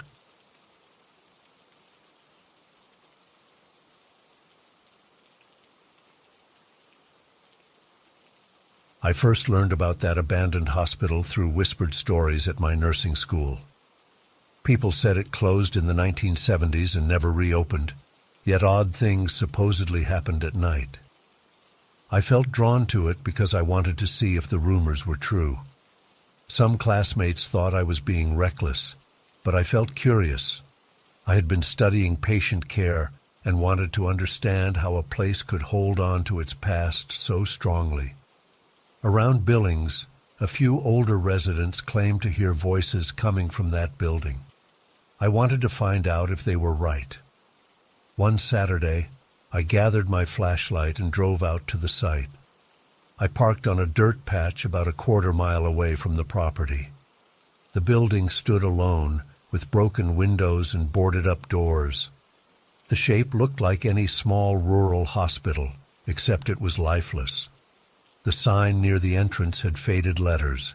I could barely make out "hospital" on the worn metal. A chain-link fence surrounded the grounds, but it had large gaps. I slipped through an opening without difficulty. My nerves kicked in as soon as I was on the other side of the fence. I felt my stomach tighten. A chilly breeze hit me, and I remembered it was late autumn. The sun had gone down, so I clicked on my flashlight. It made a narrow beam of light that showed cracked sidewalks and bits of trash near the doors. I approached the front entrance and realized the door was stuck. I felt around the edges, then pushed at a loose board to the left of the main doors. It shifted, leaving enough space for me to slip inside. Inside, the first thing I noticed was the heavy smell of dust and mold. When I moved my flashlight around, I saw a small waiting area. There were about 6 chairs lined up against a wall. Their metal frames were rusted, and the fabric seats were torn. I exhaled and heard the echo of my own breath bounce off the walls. The place felt massive, even though I knew it wasn't a large hospital. I stood there for a moment. I listened for anything, but it was quiet. My heart was pounding. I walked over to the reception desk. The countertop had a thin layer of grime, and a few old forms were scattered around. I tried to read them, but the ink was too faded.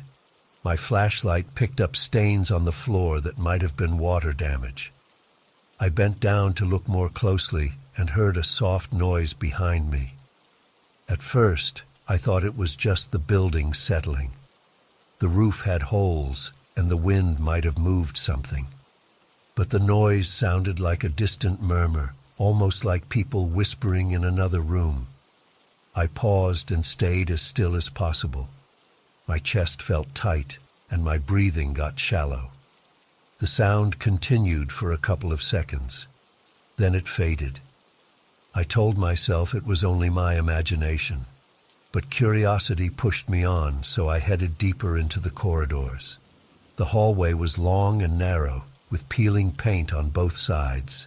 Some overhead lights were still there, but none worked. I aimed my flashlight at doors that lined the corridor. The old metal placards read, "Pediatrics, Emergency, and Quarantine." I passed each one, feeling a slight chill as I imagined what had happened in those rooms back when the place was operational. My footsteps echoed. The floor was covered in dirt and debris from fallen plaster. About halfway down that corridor, I found a door that was half open. I nudged it fully open with my foot. Inside, I saw a room with an overturned gurney and open cabinets. The shelves were empty, except for a few broken glass jars. The smell of mold was thicker here. My nose started to itch. A sudden sound came from the hallway, like quick footsteps on linoleum. I spun around, shining my flashlight, but saw no one. My heart was thudding in my chest. I took a step back into the corridor, feeling the adrenaline hit me. My skin felt clammy. I tried to control my breathing, but it only got worse when I thought about the footsteps. I tried to rationalize it. Maybe an animal had gotten inside. Raccoons or cats sometimes wander into abandoned places. But then I heard something else. A faint cry. It was a child's cry, high-pitched, echoing behind a wall. My grip tightened on the flashlight. My pulse was racing. I moved slowly in the direction of the sound. My mind was telling me to leave, but I also felt the need to confirm what I was hearing. I reached another intersection in the hallway. One sign pointed toward ICU. Another led to what looked like a staff lounge. The child's cry seemed to come from the ICU area. The hallway there was darker. The windows were all boarded. The only light came from a broken stained glass panel at the far end, letting in a bit of moonlight. As I walked, I saw old posters on the walls. They listed procedures for infection control and emergency steps. I tried to ignore them and focus on each step, each breath. Suddenly, the lights above me flickered. It startled me so much that I nearly dropped the flashlight. I looked up. The old fluorescent tubes sparked for a second. They came on in a weak flicker and then died again. In that brief moment, I thought I saw a silhouette, a person in a white coat, at the other end of the corridor. When the lights went off, the corridor was dark again. I hurried forward, shining my beam around, but found nothing. My palms were sweaty, and I could feel my shirt sticking to my back. I reached the ICU door. A sign said, "Intensive Care Unit," in faded letters. The door was wedged open. I slipped through. The place smelled stale, as if no one had been there in decades. There were more gurneys, some turned on their sides. I noticed a couple of IV stands pushed against a wall. Everything was coated in dust. My flashlight revealed a row of empty beds. Their sheets were gone, leaving only stained mattresses.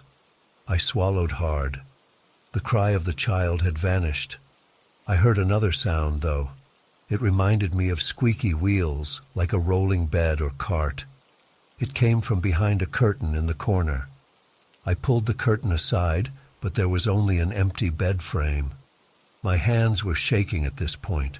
My heart hammered in my ears. I decided I had enough. Whatever curiosity I had was drowned out by the fear crawling up my spine. On my way back out, I spotted a tattered lab coat hanging on a door handle. It looked yellowed and thin, as if it had been there for ages. It swayed slightly, but there was no breeze. I felt goosebumps rise on my arms. I tried to keep my steps quick. I kept glancing over my shoulder because I sensed movement at the edge of my vision. But every time I turned, there was nothing. Then I heard a quiet clatter, like metal instruments bumping together. I passed by a room that might have been a small operating suite or procedure room.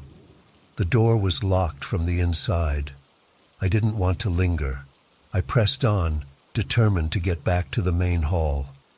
As I turned a corner, I stopped cold. The waiting area was now visible in the distance.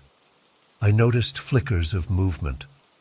For a second, I believed I saw people walking among the chairs, dressed in old nurse uniforms. They appeared to be carrying supplies. I froze, not sure if my mind was playing tricks on me. I stood there, my breathing shallow. I aimed my flashlight at them, but there was no one. The chairs were still there, covered in dust. I could feel my heartbeat pounding in my head. I continued toward the exit, stepping carefully to avoid broken glass on the floor. Once I got to the main entrance, I realized how silent it was outside.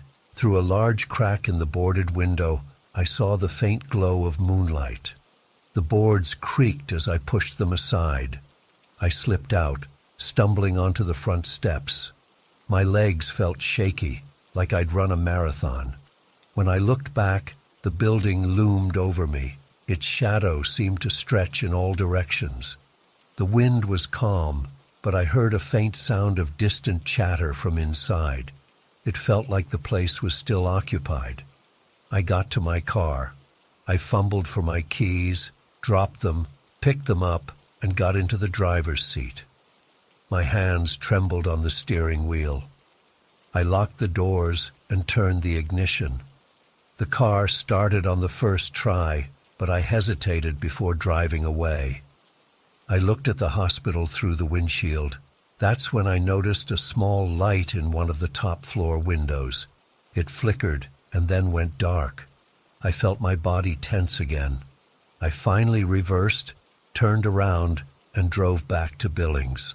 On the drive home, I kept replaying every sound I heard and every shape I thought I saw. My arms felt cold, and I realized I was gripping the steering wheel too tight. I tried to calm myself by focusing on the road. I wanted to tell someone about what happened, but I feared people might think I was exaggerating or making it up. By the time I reached the outskirts of town, I was too tired to do anything but go home. I parked outside my apartment and just sat there, staring at the dashboard, trying to process the entire experience. That night, I couldn't sleep. Every time I closed my eyes, I pictured that corridor with the flickering lights. I remembered the child's cry. I thought about the figure in the white coat. I kept turning over in bed, feeling my heart pound each time I recalled a door creaking or a whisper. My breathing would speed up. I had to sit up and remind myself I was safe in my own room. I even reached for my phone to consider calling a friend, but it was past midnight. I decided against it. The next day, I shared a bit of the story with a classmate, leaving out the more disturbing details. She looked concerned. She also seemed a little intrigued. She said, "That place is rumored to be haunted, but no one's gone in for years." I just nodded, unsure of how to confirm or deny anything. All I knew was what I experienced, the footsteps, the voices, the glimpses of motion. My friend suggested I talk to someone in town who might know more about the hospital's past. I said I might, but deep down, I wasn't sure I wanted to get any deeper. For the next few nights, I had nightmares. They weren't long or elaborate, but they made me wake up sweating. I'd dream of walking down that same corridor. I'd hear the child crying, then I'd see a nurse at the far end calling me to follow. When I got close, she'd vanish. I'd stand alone in a dark room, feeling like something was behind me, but I never dared to turn around. Each time I'd wake up out of breath with my heart hammering. Over time, I tried to push those memories aside. I focused on my coursework and on my job at a local clinic. But that hospital kept popping into my thoughts. If I drove near that area, I felt a lump in my throat. I'd turn the radio up to distract myself. I avoided that country road at night. I still can't fully explain what happened. I can only say what I heard, saw, and felt. The place was too quiet at times, then filled with strange sounds at others. I can't forget the cry of that child. I remember the feeling of something brushing past me when I stood near the old gurneys, and that silhouette in a white coat at the end of the corridor. Did I imagine it, or was it really there? When the lights flickered, it felt real. I know what I saw, at least in that split second. I don't plan on returning. I satisfied my curiosity, and now I carry these memories. Each time I think about the hospital, my chest tightens. My shoulders tense up, and I recall the musty smell, the decaying furniture, and that unsettling sense that the building wasn't truly empty. Maybe something or someone is still there, moving in the darkness, repeating old routines. Or maybe it's just my mind playing tricks. Either way, I have no desire to find out. I got my answers, and that's enough for me.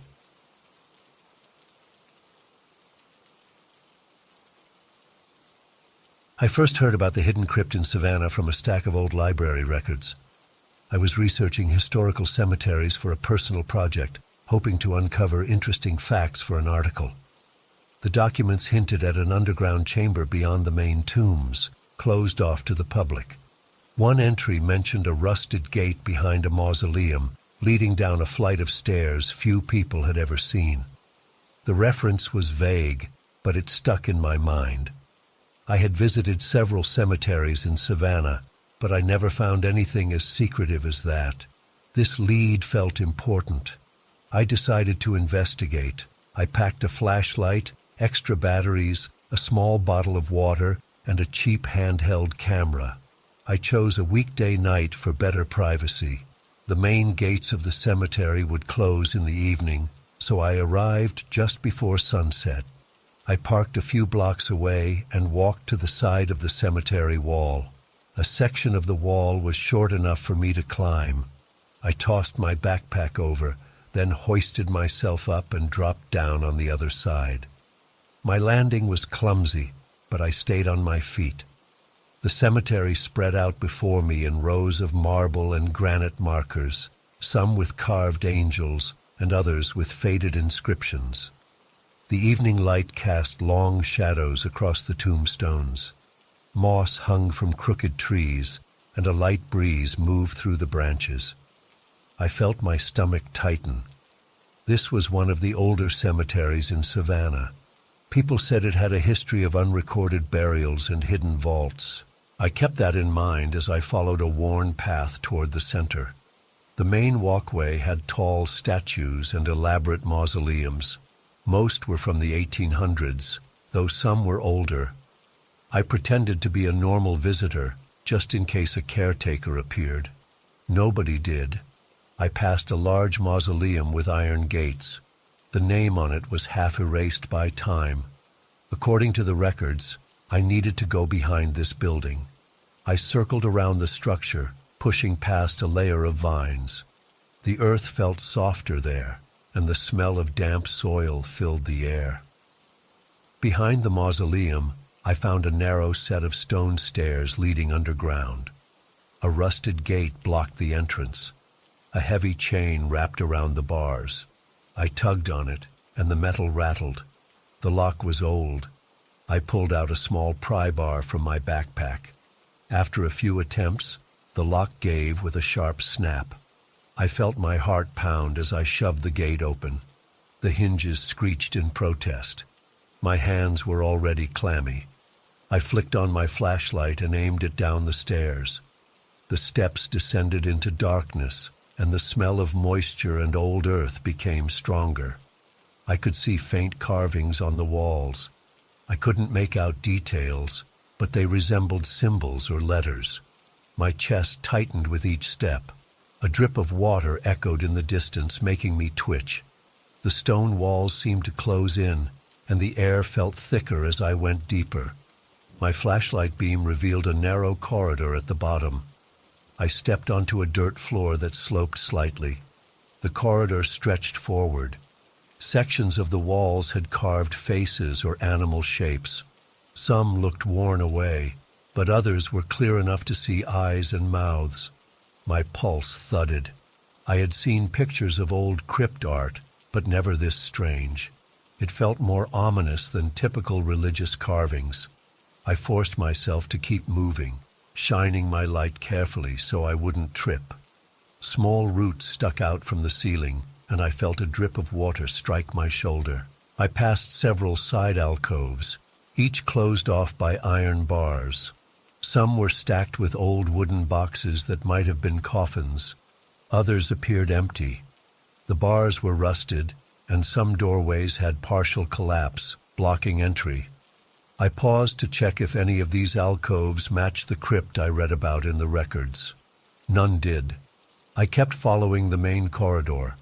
As I rounded a corner, I saw a faint glow ahead, flickering like candlelight. My throat tightened. I flipped off my flashlight and stood still. My eyes adjusted to the dimness. Yes, there was definitely a soft, pale light coming from around the next bend. I heard a low, murmured sound, possibly voices. My chest felt tight. I swallowed hard, not sure if I should turn back or keep going. Curiosity pushed me forward.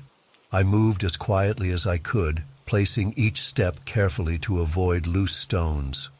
The corridor led to a larger chamber, supported by stone pillars. A group of people stood there, dressed in dark robes with hoods, at least 4 or 5 of them.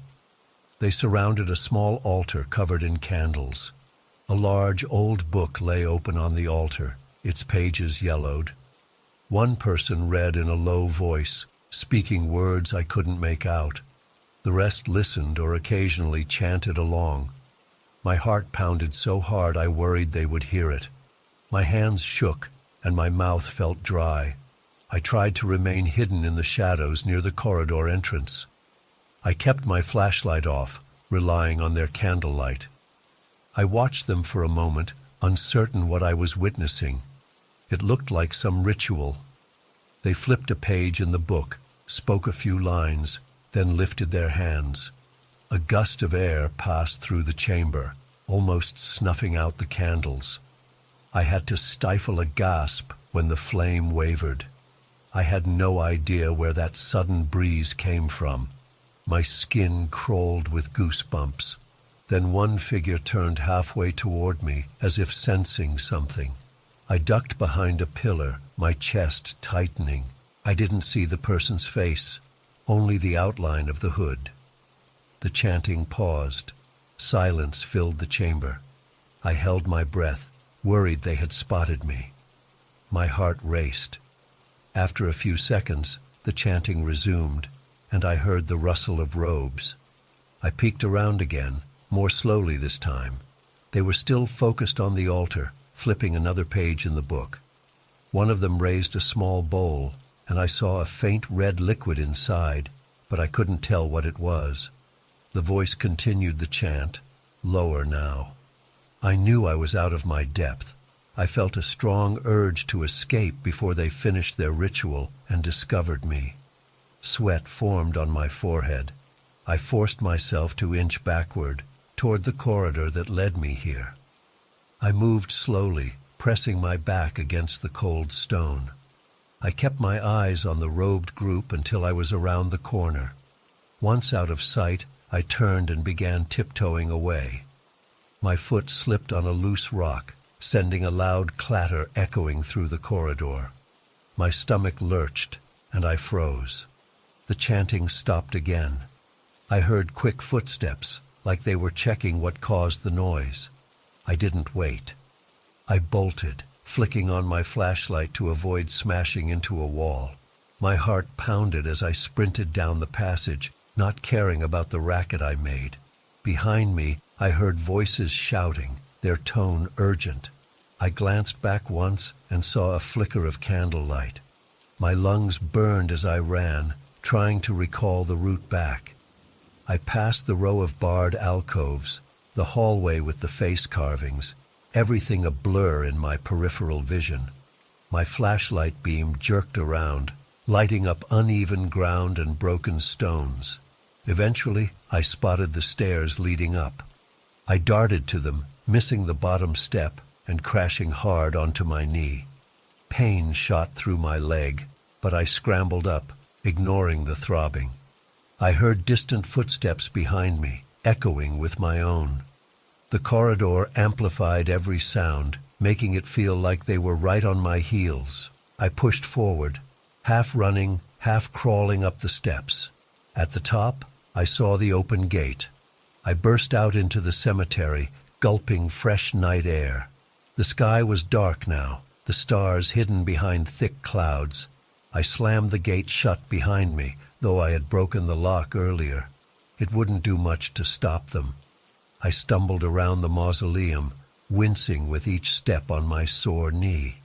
I needed to leave fast, before anyone caught up to me. I weaved between headstones, my flashlight off to avoid drawing attention. My eyes adjusted to the dim starlight. A few times I heard faint voices or shuffling footsteps. I wasn't sure if it was just my imagination or actual pursuit. My pulse pounded in my ears. I reached the cemetery wall where I had climbed over. I tossed my backpack onto the top and pulled myself up, hissing in pain as my knee complained. I rolled over and dropped down on the other side, landing hard on my feet. I made it to my car in a couple of minutes, scanning the shadows behind me. Nobody emerged from the cemetery. I yanked the door open, jumped in, and locked it. My hands were still shaking as I jammed the key into the ignition. The engine roared to life and I sped away, the tires skidding on the empty street. My chest heaved as I tried to calm down. My knee throbbed and sweat soaked my shirt. Once I was a few blocks away, I pulled over, trying to process what had happened. My mind raced with images of the robed group, the old book, the chanting, and that random gust of air around their candles. I still heard the echo of their voices in my head. My breathing was ragged and my knee stung, but I felt relieved to be out of there. A part of me worried about what would have happened if they caught me. I didn't have any pictures or recordings. I hadn't dared to take a photo once I saw them. It was too risky, so I only had my memory of the crypt and the robed figures performing their ritual. As I drove back to my hotel, I considered whether to call the authorities or tell someone about it. But what would I say? That I trespassed in a cemetery and saw a group chanting in a hidden crypt? They could have been harmless enthusiasts, or they could have been something worse. I had no proof. The next morning, I woke up with a stiff knee and a swirling sense of dread. I checked local news, half expecting a report of a break-in at the cemetery. I found nothing. That didn't surprise me. I decided not to share too many details with my colleagues. I wrote down my account in my journal, describing every step, including the strange carvings on the walls. Then I locked the journal away. Sometimes I lie awake at night, recalling the flicker of candlelight and the hush before the chanting started. I remember the heaviness in the air and the feeling that something in that crypt was older and darker than just local superstition. I'll probably never go back there. If someone else wants to explore that hidden chamber, they can. I've seen enough. My curiosity about the old records turned into a real, tangible fear. I'm convinced there's more to Savannah's cemeteries than just decorative tombstones and historical intrigue. I can live without knowing the full story of that crypt. As for the robed people, I have no idea what they were doing or why. The memory of their unified voices, the large ancient book, and the sudden breeze remains vivid in my mind. I suspect they might return to that place whenever they want, performing rituals under the city's quiet streets. I won't stand in their way. I'm content to move on, leaving that secret crypt to whatever hidden purposes it serves.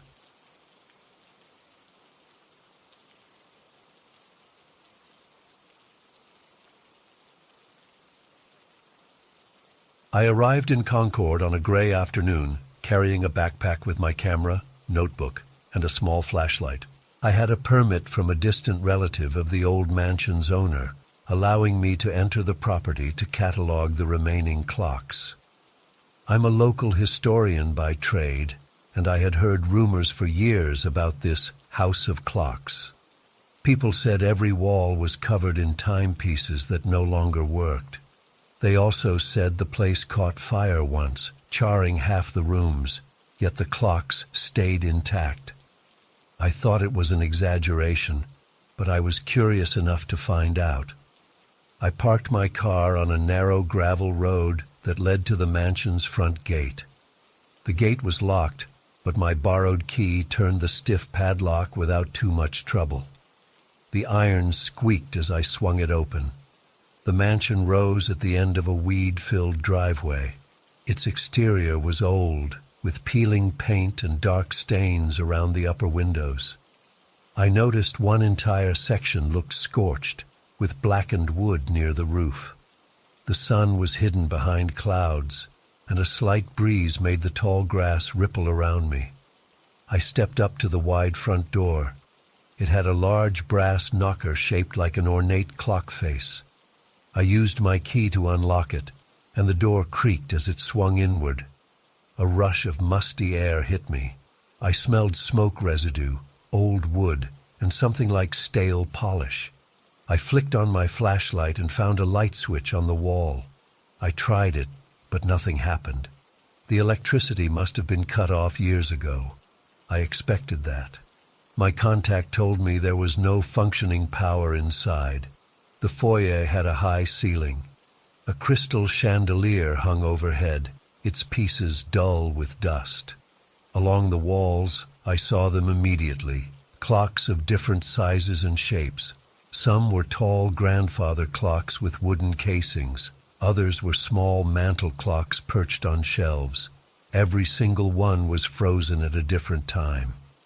I took a few steps forward, shining my light around.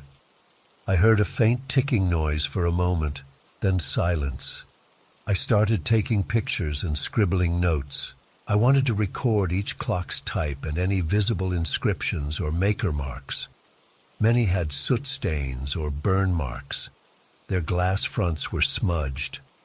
As I moved down a hall, I saw more clocks in every niche and on every table. Some had been knocked over, lying on the floor in pieces. Each one showed a different hour, minute, or second, as if they'd all stopped at random moments in the past. A wide staircase led to the second floor. The railing had a few charred spots, and the steps creaked loudly under my weight. I felt a slight chill in the air, possibly from the draft through broken windows. At the top of the stairs, a large hallway stretched in two directions. To the left, I saw open doors leading to rooms with blackened walls. To the right, the corridor seemed less damaged. I decided to head right first, since it seemed safer. As I walked, my flashlight beam revealed more clocks. There was almost no bare wall space. Some clocks had pendulums, others had wind-up keys, and a few had ornate faces with faded Roman numerals. I paused beside one large grandfather clock to examine its engravings. It read, Paris, 1887. While I studied it, I heard a single tick from inside. My heart jumped. I tapped the glass, but everything appeared still. The pendulum was motionless. I shrugged it off and continued. I entered what looked like a living room or drawing room. Furniture lay under dusty sheets, and the carpet was stained. On one wall, an entire set of smaller clocks formed a collage. I photographed them. Then, out of nowhere, one clock let out a soft chime. I froze, waiting to see if more would follow. Nothing did. I felt the hair on my arms stand up. My mind told me it was just a leftover mechanism triggered by me bumping the floor, but I hadn't touched anything. I decided to keep moving. I found a narrow passageway that led to a study. The air smelled stronger of smoke there, and I saw blackened beams overhead. The fire must have been intense in this area. On a large desk sat an oversized pocket watch in a glass display case. Its lid melted and warped. I crouched down to look at the watch face. It pointed to 2:47, the second hand stuck between two markers. I grabbed my notebook and copied the details. Then I heard a loud tock near my shoulder. I nearly dropped my pen. When I turned, I saw a pendulum clock on a shelf behind me, pendulum hanging motionless. It sounded again, tock, even though the mechanism showed no life. My pulse sped up. I swallowed, forcing myself to remain calm. Stepping back into the hallway, I noticed the silence around me felt heavy. No wind, no birds outside, and no ticking from any clocks. It was as if time had paused inside this house. I walked toward the scorched section. The floorboards felt weaker under my feet, so I moved carefully. The damage was worse here. Walls blackened, wallpaper peeling in strips, and clocks fallen off nails. Some lay broken on the ground. I knelt to check one that had its gears exposed. The metal looked warped from heat. As I was about to stand up, I heard a metallic clang from upstairs. I realized there must be a third floor. My heart beat faster. I hadn't planned on going higher if the fire damage was severe, but curiosity tugged at me. I crept along the corridor until I spotted another staircase at the end. This one was narrower and looked more fragile, missing a handrail in some places. I tested each step with my foot before putting my weight on it. The boards groaned, but they held. The third floor was darker. Most of the windows here were boarded up. My flashlight revealed more clocks, some lying sideways on the floor. The entire corridor had a faint smell of ash and old flowers, like potpourri that had been left too long. I passed several closed doors. I tried the first one, but it was locked or stuck. The second opened into a small bedroom. The bed frame was broken, and there were two large grandfather clocks facing each other across the room. Their faces were cracked. One read 9:15, the other 11:02. A strange hush filled the space. I turned to leave, and all of a sudden, both clocks chimed at once. The sound was jarring and out of sync. One struck what must have been 9 chimes, the other struck 11. My flashlight flickered as they rang, making my chest tighten. The moment they finished, everything went silent again. I stood there, breathing hard, trying to steady my hands. I'd never seen clocks with no apparent power still able to chime. I felt an urge to get out of the house, but part of me still wanted more proof of these strange happenings. I stepped back into the corridor. I caught sight of a faint glow under a door at the far end. It didn't look like electric light, more like a soft, flickering orange. It might have been sunlight leaking through a gap in the boards, but I couldn't be sure. I approached carefully, my nerves on edge. The door opened with a quiet push. Inside, I saw a long room stacked with boxes and old furniture. At the back, there was a tall floor clock with part of its face missing. I saw a glow coming from behind it, like a candle flame. I moved closer, heart pounding, shining my flashlight behind the clock.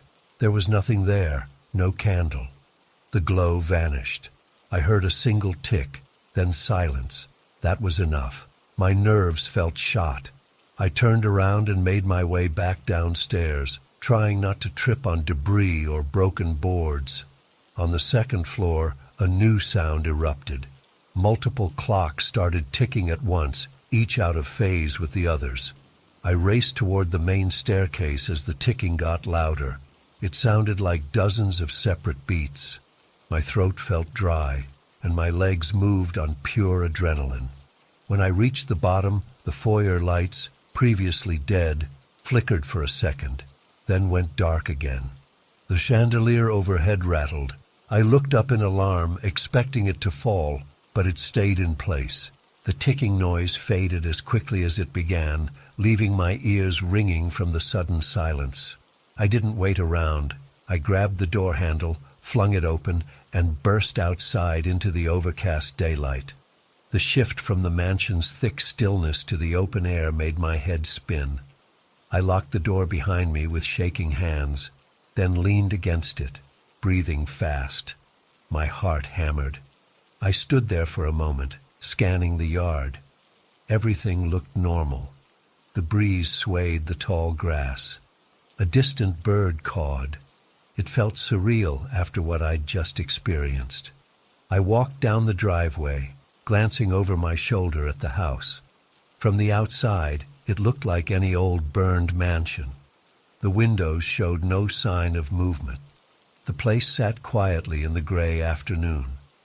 When I reached my car, I fumbled with my keys, almost dropping them in the dirt. I glanced at the upper floors. For a split second, I thought I saw a dark figure in one window, but I couldn't be sure.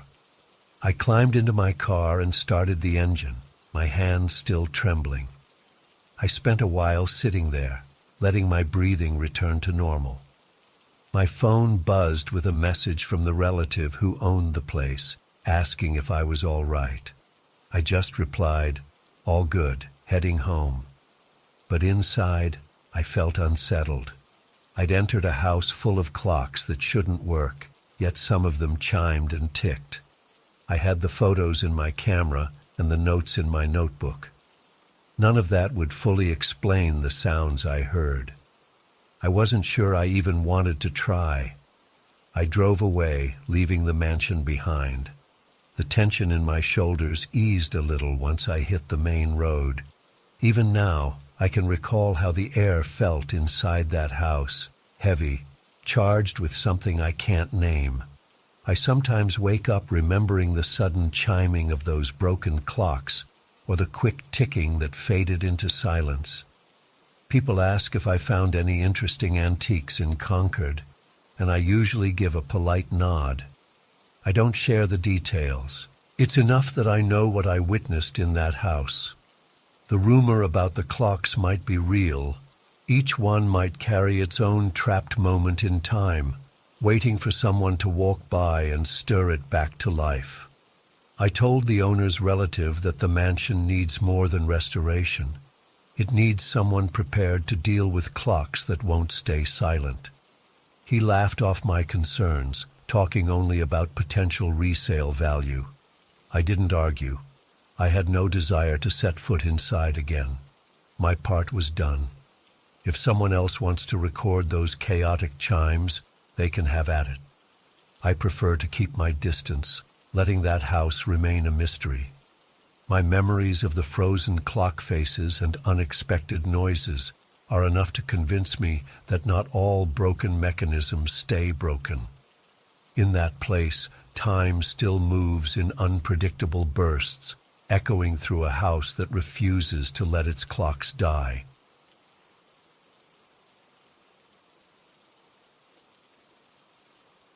I drove into Sacramento late in the afternoon, feeling a nervous energy in my stomach. I had arranged to meet a friend who had a key to an abandoned warehouse in the industrial sector.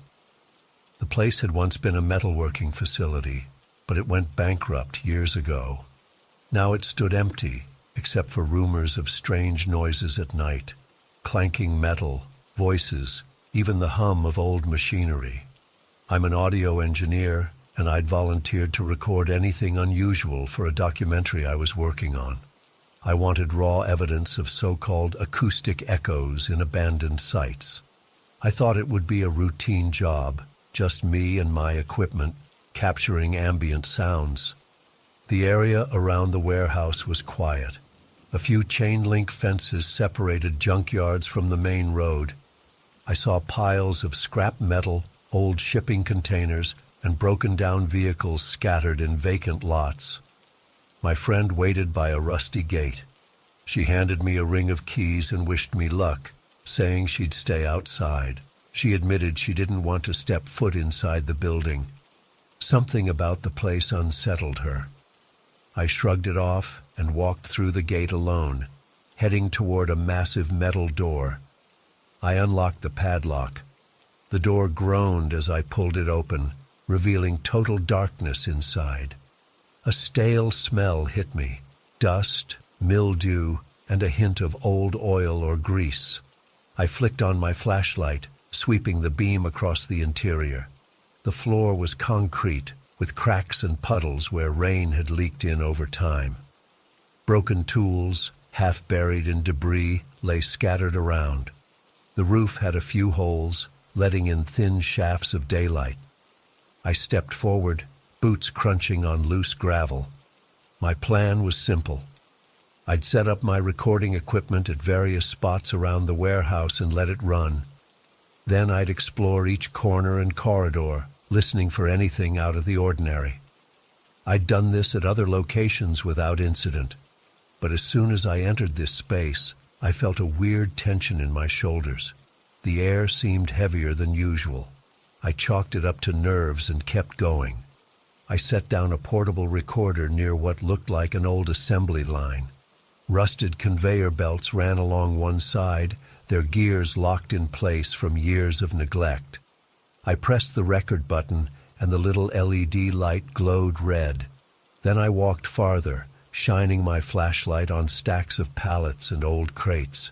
Some had labels indicating metal parts, others had no markings. I saw a flicker of movement near a corner, but it was probably just my beam catching a reflection off metal. I continued, looking for a good spot to place a second recorder. I found a row of huge metal presses in a section of the warehouse that felt colder. My arms prickled with goosebumps as I stepped there. I could see my breath in front of me, which was odd because outside it hadn't been that cold. I set the recorder on a fallen beam and switched it on. I spoke aloud for my notes. Recorder 2, near old presses. Interior temperature feels lower here. Time is 5:21 p.m. Then I heard a metallic clang echo behind me. I spun around, flashlight raised. Nothing moved. The clang was quick, like a hammer hitting a pipe. I waited, heart thumping, but the noise didn't repeat. I figured maybe something had shifted or fallen on its own. Abandoned buildings do that sometimes. I walked through a large doorway into the next section of the warehouse. My flashlight revealed more clutter. Workbenches, rusted shelves, boxes. A thick layer of dust coated everything. I decided to set a third recorder on one of the benches to capture any stray sounds. As I placed it, I noticed footprints in the dust on the floor. They didn't look recent, but they definitely weren't mine. They led toward a stairwell that went up to a small office area overlooking the main floor. I felt a knot form in my stomach, but I tried to stay calm. I followed the footprints, stepping carefully. The stairs creaked, and the metal railing felt shaky. At the top, I found a small office with shattered windows. I could see the entire factory floor from here. The late afternoon light came through a few broken skylights, creating a pattern on the debris below. I paused to look for any sign of movement. Nothing. Then I heard a faint humming noise, like a power transformer, except I knew there was no electricity. It lasted a few seconds, then cut off. I whispered to myself, "That's weird," and I set up a small shotgun microphone on the windowsill, aiming it at the floor below. I wanted to capture that humming sound if it returned. My heart was still beating fast, but I tried to stay focused on the technical aspects of my task. I stepped back toward the stairs, and the microphone suddenly picked up a burst of static. I heard it through my headphones, like someone whispering behind the static. My pulse jumped. I froze, listening. The whisper faded, replaced by silence. I clenched my teeth, trying to steady my breathing. I headed back down. The steps groaned under my weight. As soon as I reached the bottom, I heard a loud crash. It sounded like a metal tool falling off a table. I jogged toward the noise, flashlight beams shaking. I reached a corner where a long table stood stacked with rusted wrenches and other equipment. A wrench lay on the floor, still vibrating from impact. My chest tightened. Something or someone must have knocked it off, but I was alone. I bent down to pick up the wrench, and a sudden flicker of light appeared overhead. It was a lone lamp fixture swinging from the ceiling, turning on and off rapidly. I knew there shouldn't be electricity in the building. My heartbeat thundered. The flicker revealed shifting shadows along the walls, shapes that looked like people working at machines. I backed away, swallowing hard. My flashlight flickered too, then stabilized. The overhead lamp went dark again, leaving me in near blackness except for my flashlight beam. I heard faint voices, like distant conversations. Someone mentioning production quotas, another person complaining about a deadline. It sounded like muffled chatter from a busy workday. I stood still, adrenaline surging. The voices came from all around, echoing as if inside a large, active factory. Then they stopped, replaced by silence so deep I could hear my own heart pounding. I decided I needed to check my recorders to see if they had captured anything. I returned to the first one near the assembly line, lifting it off the floor. The red light was still on. I pressed the playback button, headphones on, listening. At first I heard my own footsteps, then a faint mechanical sound, like gears turning. My scalp tingled. I heard soft voices too, though I couldn't make out words. I paused the playback, feeling a wave of unease wash over me. I grabbed the recorder under my arm and hurried to the second recorder near the presses. The temperature in that section felt even colder.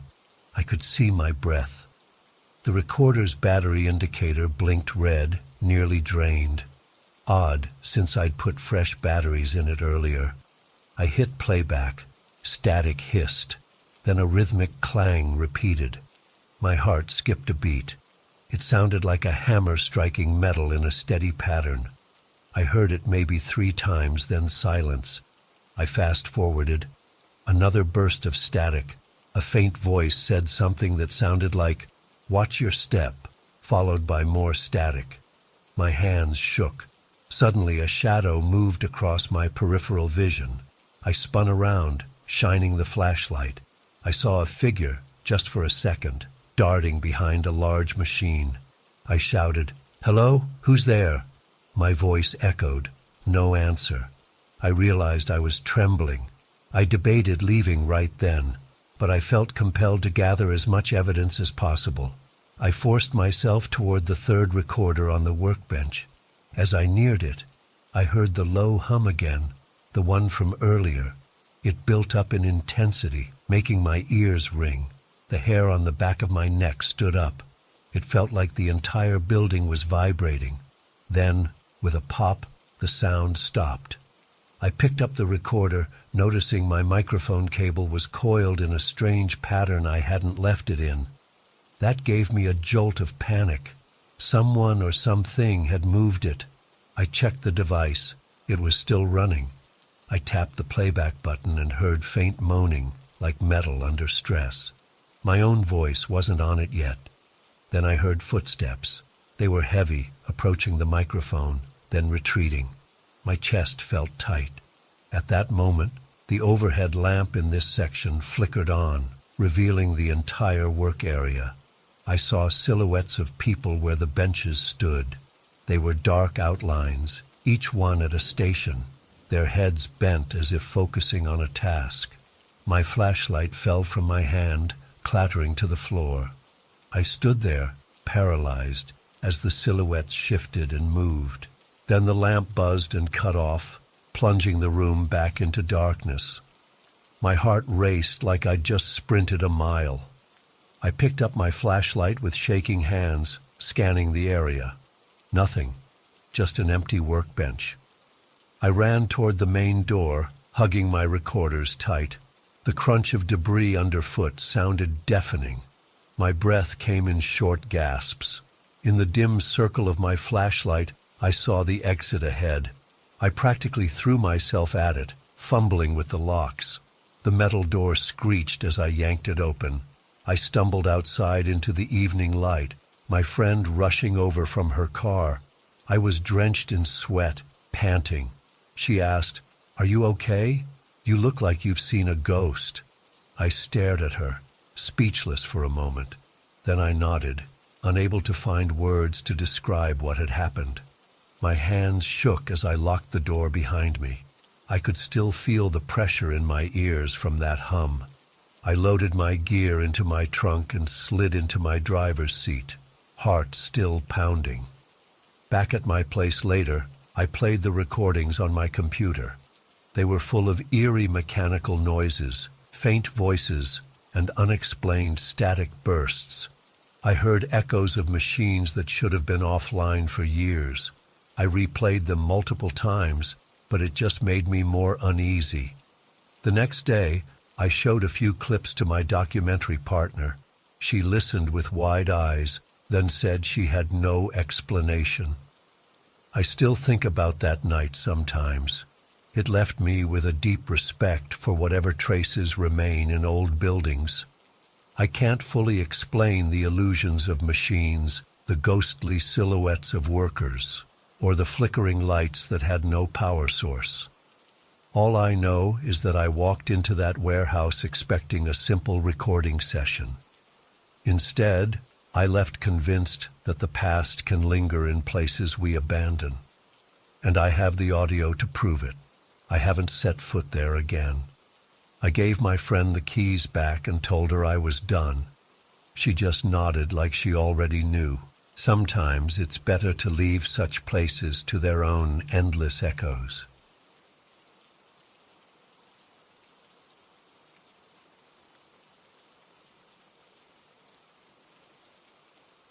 I had grown up in Salem hearing the usual stories about witches and tourists flocking to the famous sites. But the Lake of the Sisters was different. Locals mentioned it in hushed tones, saying 2 sisters, accused of witchcraft, drowned there centuries ago. Some said you could hear them at night. Others rolled their eyes and dismissed it as a silly tale. I wanted to find out for myself. I'm the kind of person who needs direct experience. So I packed a small tent, some food, and a flashlight, and I drove out to the secluded area where the lake sits, far from the main roads. When I arrived, it was late afternoon. The sun was low, turning the sky an orange-pink color. I parked on a narrow dirt path just off an unmarked road. Trees surrounded everything, thick and tall, blocking most of the sunlight. I followed a faint trail, crunching fallen leaves under my boots, until I reached a small clearing by the water. The lake looked calm, with only a soft ripple at the surface. The air felt cool, and I smelled damp earth mixed with the scent of pine. It seemed peaceful enough, not at all like a haunted place. I found a flat spot near the edge of the tree line and set up my tent. While I hammered the stakes into the ground, I kept glancing at the water. A gentle breeze created small waves near the shore. I didn't see anything unusual, but I felt a slight tension in my stomach. I told myself it was just the excitement of being alone in a place with a dark legend. After finishing the tent, I gathered some firewood from the surrounding area. I had planned to make a small campfire later, once darkness settled in. I sat down on a log, opened a bottle of water, and ate a sandwich. The sky was getting darker, and the sounds of birds started to fade. I checked my phone. No signal. That didn't surprise me. The nearest cell tower was probably miles away. I slipped the phone back into my pocket and looked at the lake. The reflection of the moon, still faint, hovered on the surface. I couldn't see it fully yet because the sun hadn't completely disappeared. My mind wandered to the stories I had heard, people claiming they heard voices calling for help, or saw the shapes of two women floating near the middle of the lake. Most folks said it was nonsense, but my friend had once mentioned he heard strange whispers when he camped here. I decided to pass the time by exploring the shoreline. I grabbed my flashlight in case it got dark quickly. I walked along the edge of the water, noticing how clear it was near the bank. I could see small fish darting around. I saw old logs half submerged, moss growing on them. Everything felt ordinary. Then, as the sun dipped below the horizon, the wind picked up. I heard it rustling through the trees. The air turned colder. My skin broke out in goosebumps, and I realized the temperature had dropped faster than I expected. I went back to my campsite and started a small fire with the wood I had collected. The flames crackled, giving me a sense of comfort. The light danced on the nearby trees. I sat on the log again, holding my hands out toward the heat. I noticed the moon was now visible overhead, round and bright, casting a pale glow on the water.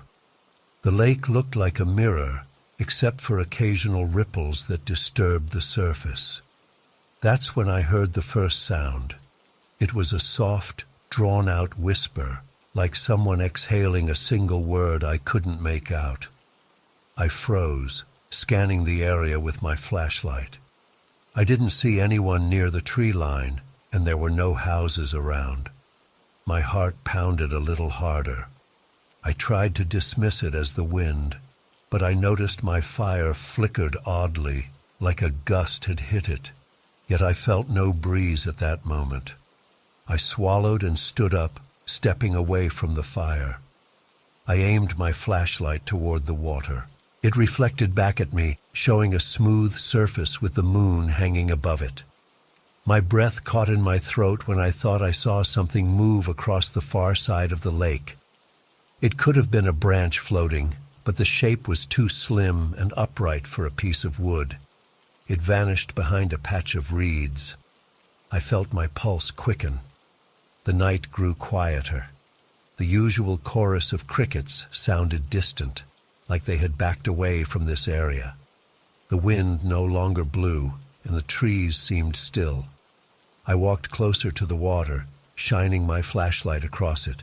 I saw only the moon's reflection and a few stray bits of debris. Then, from somewhere behind me, I heard a faint sound, almost like someone humming a lullaby. My stomach clenched. I spun around, expecting to see a person. Nobody stood there.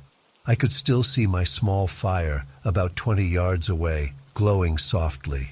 I whispered, "Hello?" My own voice made me jump. No answer, just that single note of humming that faded almost immediately. My body tensed, and my breathing became shallow. I turned back toward the water. Now, the surface rippled more than before. I could hear a gentle splash. My flashlight caught a swirl of water near the center of the lake, as if something had stirred it. I saw small waves fan out, then settle. My heart pounded. I resisted the urge to run back to my tent. I forced myself to stand at the shoreline. The moonlight helped me see a little better. That's when I noticed two faint shapes in the center of the lake, half floating. They looked like two figures lying on their backs, arms stretched out. For a moment, I convinced myself it was just driftwood, but the shapes looked too much like people. My chest tightened, and my hands shook. I aimed the flashlight at them. The beam wasn't strong enough to fully illuminate that distance, but I saw a pale outline. Then, just as quickly, the shapes sank. The water went still again. My throat felt dry. I took a few steps back, my heart hammering. I returned to my fire, trying to think logically. Maybe I had spooked myself, but I couldn't ignore what I had seen. I thought about packing up and leaving, yet part of me wanted to stay to confirm the legend. I sat by the fire, rubbing my arms for warmth. The flames felt good, but the light only reached a small radius around me. Beyond that, everything was pitch black. Each little snap from the fire made me jumpy. I stared at the lake, waiting for something else to happen. Around midnight, I started dozing off despite my nerves. Then a sharp gust of wind rattled me awake. The wind came from the direction of the lake, and it blew through the trees in a sudden rush. My fire guttered, nearly going out. As I grabbed a spare piece of wood to toss onto the embers, I heard splashing water. It was louder this time, like someone kicking or thrashing at the surface. I leaped up, shining my flashlight toward the sound. I could see ripples near the shore, less than 20 feet from where I stood. My heart lurched. I walked slowly toward the water, my legs trembling. At the edge, I saw a swirl of bubbles and foam, as if someone had just sunk below the surface. The hair on my arms stood up. Then, in the reflection of the moonlight, I glimpsed two pale hands briefly breaking the surface before sliding back under. My chest tightened so hard I could barely breathe. I stumbled backward, almost falling into the shallows. My mind screamed to run, but I stood there stunned. The water settled again. The lake returned to a glossy, moonlit surface. My mouth felt too dry to swallow. I forced out a breath, then spoke aloud, "Who's there?" I didn't expect an answer. None came, but a soft, plaintive voice whispered a single word that sounded like "sister." It echoed across the water, or maybe in my head. Either way, I felt chills spread through my body. The voice sounded sad and desperate. I rushed back to my fire, stumbling on tree roots in the dark. My thoughts were a mess. I had witnessed something that felt impossible. I tried to rationalize it, telling myself it might have been an animal or some random lake phenomenon. But I couldn't ignore the shape of those hands or the voice I heard. I started packing my gear in a hurry. My fingers shook so badly I fumbled with the tent poles. I managed to stuff everything into my car, leaving the tent stakes in the ground. I just wanted to leave. Before driving off, I glanced one last time at the lake. It looked calm again, reflecting the moon. I felt tears welling up because the entire experience overwhelmed me. I couldn't shake the feeling that two drowned spirits were still out there, reliving their final moments. I hopped into my car, turned on the engine, and cranked the heater to calm my shivering. I backed up, nearly hitting a stump, and then sped off down the dirt path. My headlights bounced over the uneven ground, and dust rose behind me. I got back to the main road, heart still racing. Once I reached a patch of better-lit highway, I stopped the car and pulled over. I tried to slow my breathing. I checked my phone again, still no signal. I just sat there, letting my mind catch up. My thoughts drifted to the stories of the two sisters who supposedly drowned while fleeing accusations. People said they tried to hide in the thick woods, but ended up sinking in the marshy section of the lake. Whether or not that was the full truth, I didn't doubt something haunted that water. When I eventually returned to my apartment, I spent the rest of the night wide awake, replaying each moment. The shapes in the center of the lake, the pale hands, the whispered sister, and the odd gusts of wind. My whole body felt tense, and my stomach twisted every time I recalled that final splash. I told a few friends about it later, but most of them chalked it up to me scaring myself in a lonely spot. One or two listened intently, eyes wide, and said they had heard similar tales. They admitted they wouldn't go near the Lake of the Sisters at night. I haven't gone back since. Whenever I drive past Salem's outskirts, I feel a twinge of unease if I pass any large body of water. Even if it's broad daylight, the memory rushes back.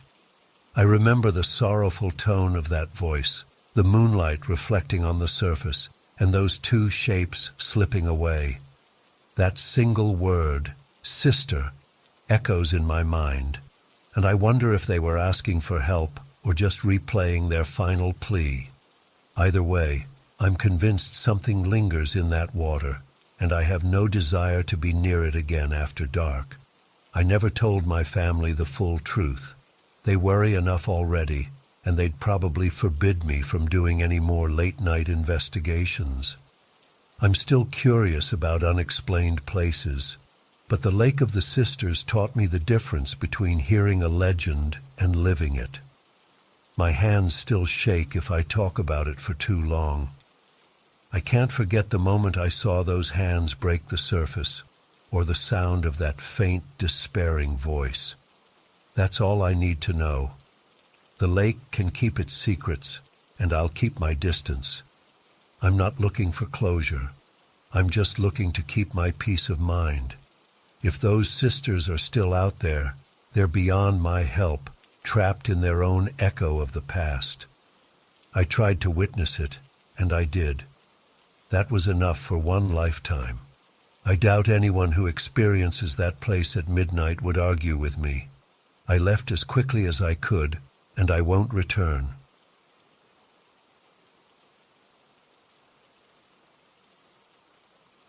I had always heard vague stories about the Livestock Museum in Cheyenne, Wyoming. People said it was locked up tight, full of dusty exhibits no one had touched in years. Most locals rolled their eyes if someone asked about it. They said it wasn't worth the trouble. Still, I'm a journalist for a small paper, and I saw a potential story.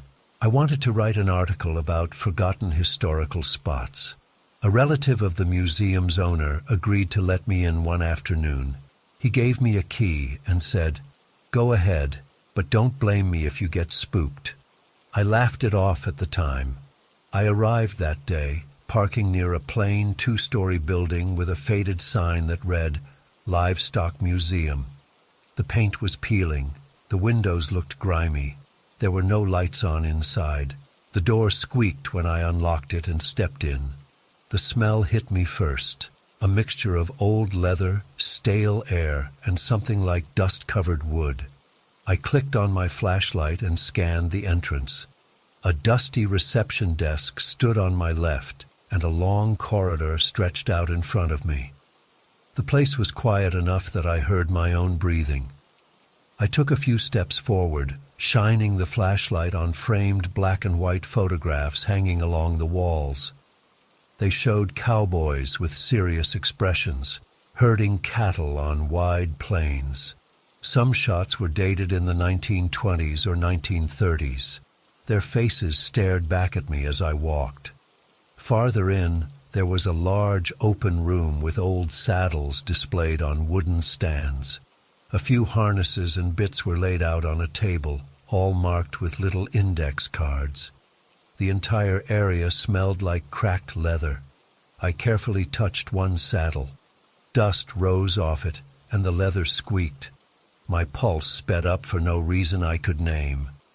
Maybe it was just the oppressive silence. I moved deeper into the main gallery, aiming my flashlight at various items. Wooden busts of bulls lined one wall, each carved with intense detail. Their eyes were made of glass or some reflective material. I leaned in to inspect one. My reflection flickered in the bull's glass eye, which looked eerily lifelike. I felt a small chill.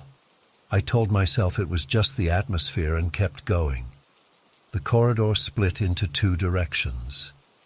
I decided to check the side hallway first. That hallway led to narrower rooms. I saw a sign on the wall that said, "Trophies and Mounted Heads." When I pushed open a creaky door, the smell of old taxidermy hit me. The small space was lined with mounts of cattle heads, each with big glass eyes. A few had tags indicating competition wins in the 1950s. I stepped closer to read the fine print on a plaque. Suddenly, I thought I saw one of the heads shift slightly. I paused, heart pounding. I stared hard at it. The head remained perfectly still, mouth parted. The glass eyes reflected my flashlight beam. I tried to calm my breathing. Maybe it was my imagination. I took a couple of photos with my phone's camera. The flash lit up the heads, creating long shadows on the wall. That made me uneasy, so I lowered my phone. As I did, I heard a heavy creak overhead, like someone walking on the floor above me. I froze, flashlight pointing at the ceiling. No one else was supposed to be in the building. I listened for a moment. The steps seemed to move from one side of the upper floor to the other. Then they stopped. My hands felt clammy. I swallowed and told myself old buildings make noises, but these sounded like definite footsteps. I left the taxidermy room, stepping back into the corridor. I aimed my beam at a staircase that led upstairs. The area was roped off, but the rope was old and frayed. I unclipped it and started climbing. Each step squeaked or groaned under my weight. The second floor was mostly a series of narrow halls, each lined with more photos and large frames that described the history of cattle ranching. The lighting fixtures overhead had no electricity running, so everything was dim. I passed a few closed doors before entering a main corridor with more displays. This area had trophies, old spurs, and even a few mannequins dressed like cowboys. Their eyes looked plastic and dull in the flashlight's glare, but their presence made the hall feel crowded. As I walked, I heard a faint noise like distant galloping. It was so soft I wasn't sure at first. Then it grew, echoing through the corridors.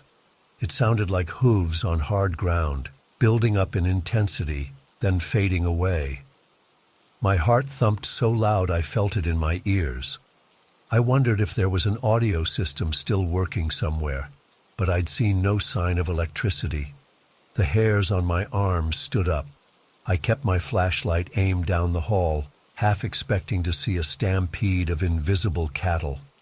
Nothing appeared, but the sound lingered a moment longer, then stopped abruptly. I continued forward, more cautiously now. My stomach felt tight. I found a smaller room that contained a glass case. Inside it was a set of miniature figures, a scale model of a ranch, complete with little plastic cowboys, horses, and cattle. The sign on the case said, 1958 award-winning display. The tiny figures were arranged as if herding a group of cattle into a pen. I leaned in closer, pressing my flashlight against the glass for a better view. The detail was impressive. Tiny ropes, hats, even facial expressions painted on. Then I saw one of the little cows move. It was a tiny jerk, like it shifted an inch toward the pen gate. I stumbled back, dropping my flashlight. My pulse skyrocketed. The flashlight rolled across the floor, casting bouncing beams on the ceiling. I scrambled to grab it, half expecting to see those miniature figures dancing around in the case. By the time I got it, everything inside looked still again. My heart hammered. My palms were sweaty, and I felt a little dizzy. I forced myself to approach the display case once more, shining the light. The figures hadn't changed position in any obvious way, but I couldn't shake the image of that tiny cow inching forward. I took a quick photo with my phone and backed out of the room. I made my way back to the stairs, deciding I'd had enough of the second floor. As I descended, I heard a sudden clatter behind me. I turned and saw a cowboy mannequin leaning oddly, as if it had shifted from its original spot. One arm pointed outward, like it was reaching for me. My chest seized up. I wasted no time and hurried down the steps. Each footstep banged as I nearly tripped on the last few stairs. I needed to get out of that building. On the ground floor, I realized I'd lost track of where the exit was. The corridor seemed longer than before. I felt panic rising in my throat. I shined my flashlight left and right, looking for the main hall that led to the front door. I heard another noise behind me, something like soft breathing or snorting. It was close. I walked faster, almost jogging. My breath came in short bursts, and my heart pounded. At the end of the corridor, I finally spotted the main entrance area. Relief washed over me. I reached the door and fumbled with the lock, managing to pull it open. I stepped outside into the late afternoon sun, gasping. The sudden brightness hurt my eyes. My entire body trembled. I turned around and glanced back into the museum. I couldn't see much because the interior was dark, but for a split second, I thought I saw a shadow on the far wall, tall, with the outline of a cowboy hat. Then it vanished. I slammed the door shut, locked it, and hurried to my car. Sitting in the driver's seat, I tried to steady my breathing. My hands shook as I started the engine. I kept checking the rearview mirror, half expecting something to burst out of the museum after me. Nothing happened. I drove away, forcing myself not to look back. The sense of relief slowly crept in, but my mind spun with confusion and fear. I had no rational explanation for what I saw or heard. That night, I tried reviewing the photos I'd taken on my phone. Most showed dusty exhibits and old photographs, but a few were blurry. One shot of the miniature display had strange streaks of light. Another picture captured the second-floor hallway, and I noticed a faint blur near one of the mannequins, like it was shifting. I felt my stomach tighten again, remembering how I found that mannequin leaning forward, arm raised.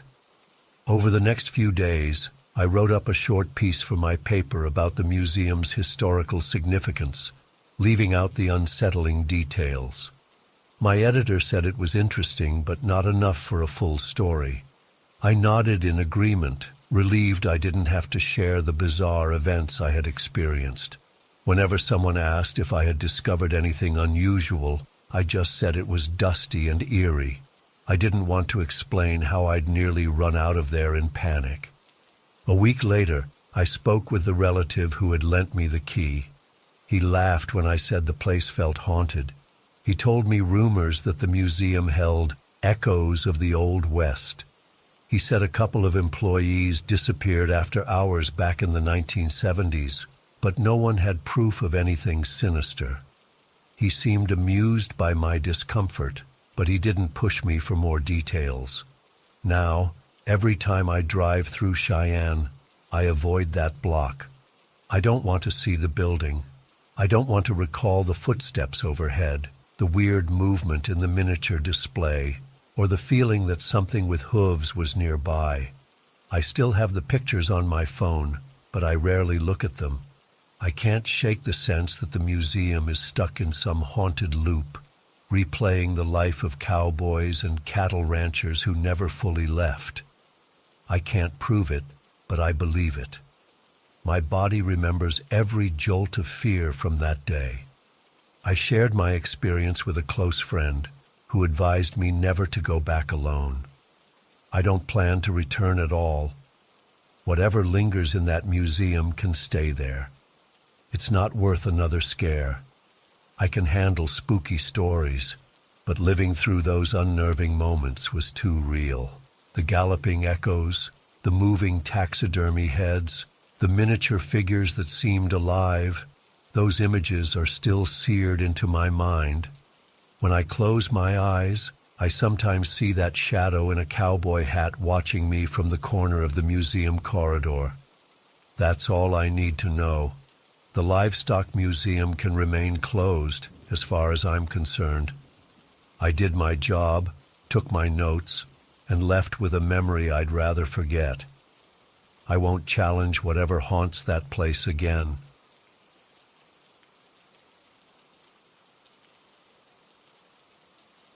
I heard about the old Estrelado Theater in Phoenix through a friend who knew I liked looking into abandoned venues. He told me the place had been closed for decades, but the owner wanted someone to evaluate the structure for a possible renovation. I'm an actress, so I jumped at the chance. I pictured a quiet, dusty stage where I could imagine past performances. I didn't expect much more than an old building with some broken seats and a few damaged lights. I was wrong. I arrived in the late afternoon. The outside of the theater looked plain, with a worn marquee that had missing letters. The front doors creaked when I pulled them open. The lobby felt stale and smelled like old carpet. I carried a small flashlight and a set of keys the owner had lent me. The light switches along the wall seemed dead. I flipped them anyway. Nothing happened. I shrugged and moved forward. The place was dim, but enough sunlight filtered through cracks in the entrance to guide me. I walked into the main auditorium. Rows of seats spread out across the floor, each covered in a thin layer of dust. A few seats were torn, with stuffing spilling out. I noticed the stage right away. It had a wooden floor, scratched up from years of performances. Overhead, I could see a sky-blue ceiling with small bulb sockets arranged to look like stars. I aimed my flashlight at them. The bulbs were the size of Christmas lights, but none of them lit up when I pressed the switch panel near the stage. The circuit breaker was probably off, or the wiring was damaged. I set my bag down in the front row. I wanted to inspect the backstage area, so I climbed the short steps onto the stage. My footsteps echoed. The boards creaked under my weight. The smell of old wood mixed with stale air made me cough a bit. I turned around to face the audience seats. I wondered what it felt like to perform in this space when it was full of people. That thought excited me. I felt a small surge of energy, like I was stepping into a forgotten history. I continued backstage. The corridors back there were narrow. I saw dressing rooms with shattered mirrors and dusty countertops. A few makeup chairs remained, the vinyl seats cracked. There were random props in one corner, an old trunk, a fake sword with a missing handle, some set pieces shaped like columns. I crouched down to check a piece of broken scenery. Then I heard a light clapping sound. It lasted 2 or 3 seconds, then stopped. My pulse jumped. I listened, holding my breath. The place went silent again. I moved toward the source of the sound, pushing open a door that led to the wings of the stage. It was empty. I noticed a rope pulley system that controlled the curtains and some overhead scenery. Everything looked stiff with age. While I stood there, I felt a faint rush of air, as if someone had run past me. I spun around. No one was there. My heartbeat sped up. I told myself it could be the building settling or some small draft from outside. I decided to step back onto the stage. As I did, I spotted faint footprints in the dust near the center of the floor. The footprints looked fresh, like someone had paced there repeatedly. They led toward the middle of the stage, then stopped abruptly. I knelt down, touched one of the prints, and felt the dust shift under my finger. It definitely wasn't old. My arms prickled with goosebumps. I glanced around. The place was still. I stood up, hearing a faint buzzing noise overhead. I looked up at the ceiling bulbs. A few of them flickered, creating tiny pinpoints of light. They were weak, like dying fireflies. My stomach clenched because I knew there was no active power. I had flipped the switches in the lobby, and nothing worked. I stared at those bulbs as they blinked and pulsed. My throat felt dry. I stepped backward, almost losing my balance. That's when I heard a low mumble coming from somewhere near the stage curtains. It sounded like someone reciting lines in a hushed voice. I froze. My heart thumped so hard I could feel it in my neck. I walked slowly toward the source, sweeping my flashlight over the dusty floor. A shape appeared near the curtain's edge, a person dressed in an outdated costume. Their lips moved, but I couldn't make out the words. My flashlight beam trembled in my hand. I took a step closer, my stomach twisting. The figure flickered like a glitch in an old recording. In a flash, it vanished. I stumbled back, breathing fast. My foot hit something metallic on the ground, sending it clattering. That broke the silence. I heard a rush of whispered voices from all around, like an unseen crowd muttering at once. My heart pounded. The ceiling bulbs above me fluttered, growing a bit brighter, then dimming again. It looked like stars pulsing in a dark sky. I rushed down from the stage, grabbing my bag from the front row. As I did, I caught a glimpse of movement in the seats. I turned my flashlight on the area. For a moment, I thought I saw outlines of people sitting there, staring at the stage. Then they vanished, leaving only the dusty chairs. I felt a chill run down my spine. My breath came in short bursts, and I struggled to keep calm. I told myself to see if the projection booth had any power. Maybe the lights on the ceiling were on some emergency circuit. So I forced myself to walk up the aisle to the back of the theater. Each step felt heavier. My mind raced with questions.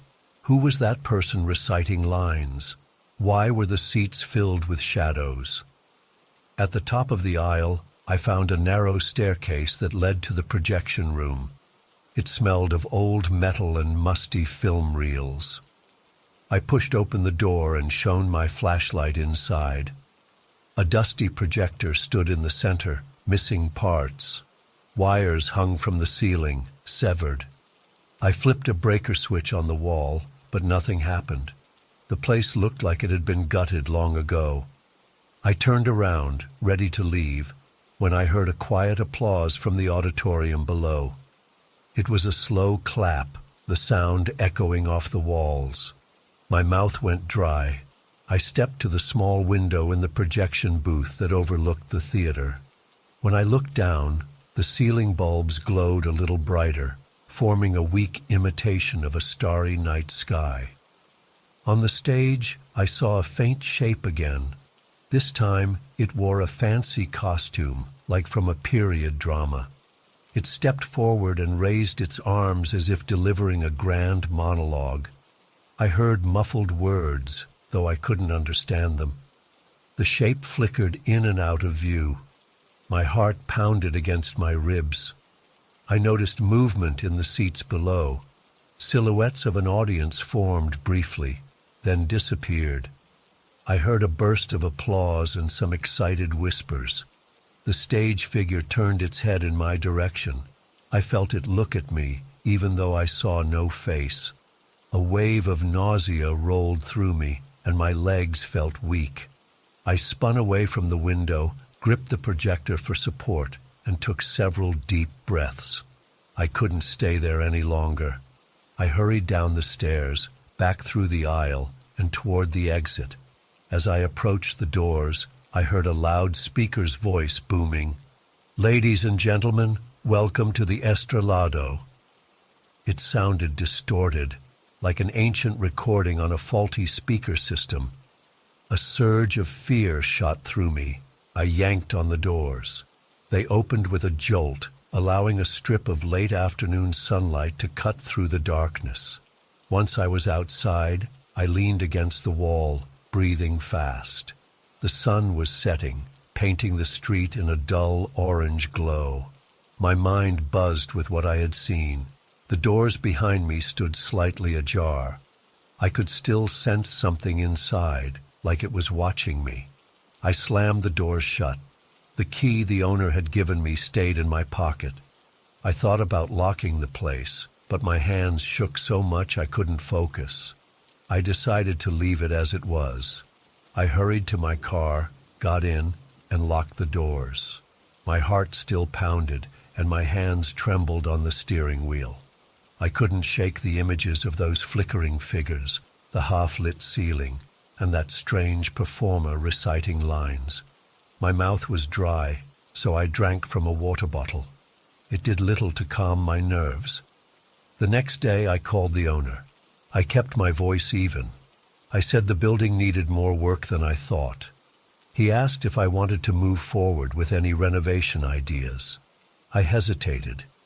The memory of those shadows in the seats was too strong. My stomach clenched as I remembered the whispered voices. I told him I wasn't interested in taking on the project. I never explained why. He might have thought I was just another person unwilling to spend the money. I didn't care. I knew what I had seen in that theater. It didn't need a renovation. It seemed like it was stuck in its own endless performance. I couldn't pretend it was normal. For weeks, I had trouble sleeping. I kept picturing that faint figure on stage, the moment it looked directly at me. My spine would tighten, and I'd jolt awake, sweating. I told a friend about it in vague terms, but he shrugged it off as an overactive imagination. I decided not to push the subject. I haven't been back to the Estrelado since. I don't plan to.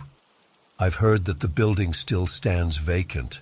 Occasionally I search for local news, but I find no major updates.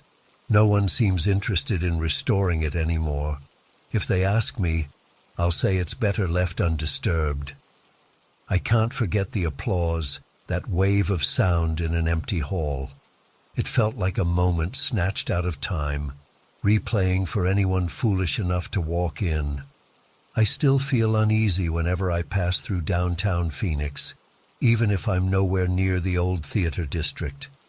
My shoulders tense, and I remember the star-shaped lights flickering above me. It's a memory I can't erase. In the end, I know what I saw.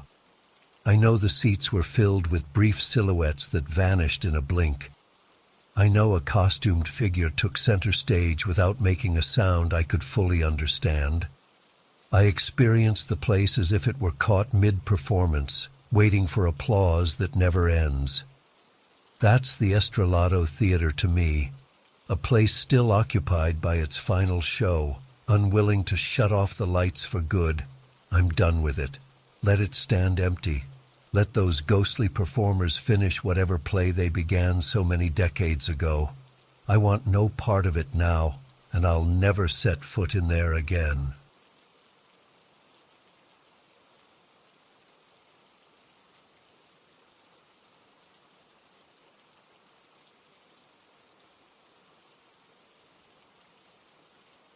I first heard about that strange barn outside Des Moines from a friend who knew I was interested in local legends.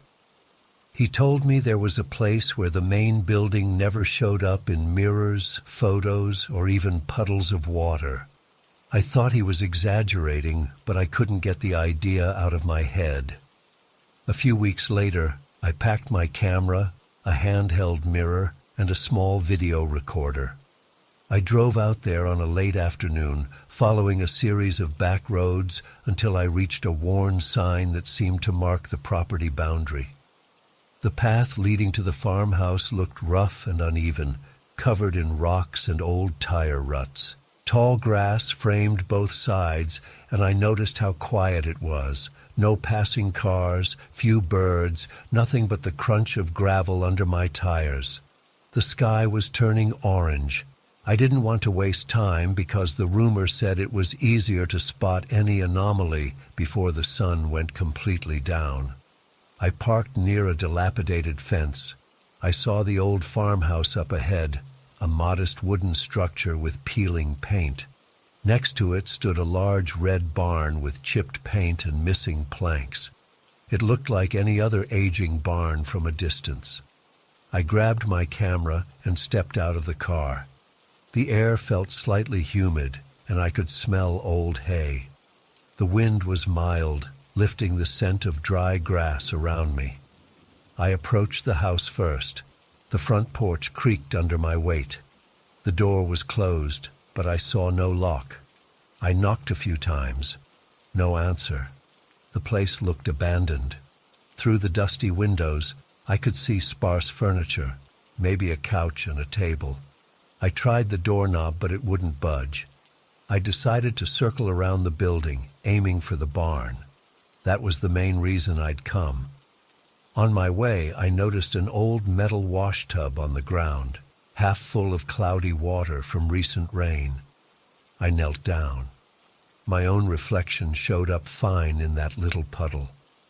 The side of the farmhouse appeared behind me in the reflection, but the barn did not.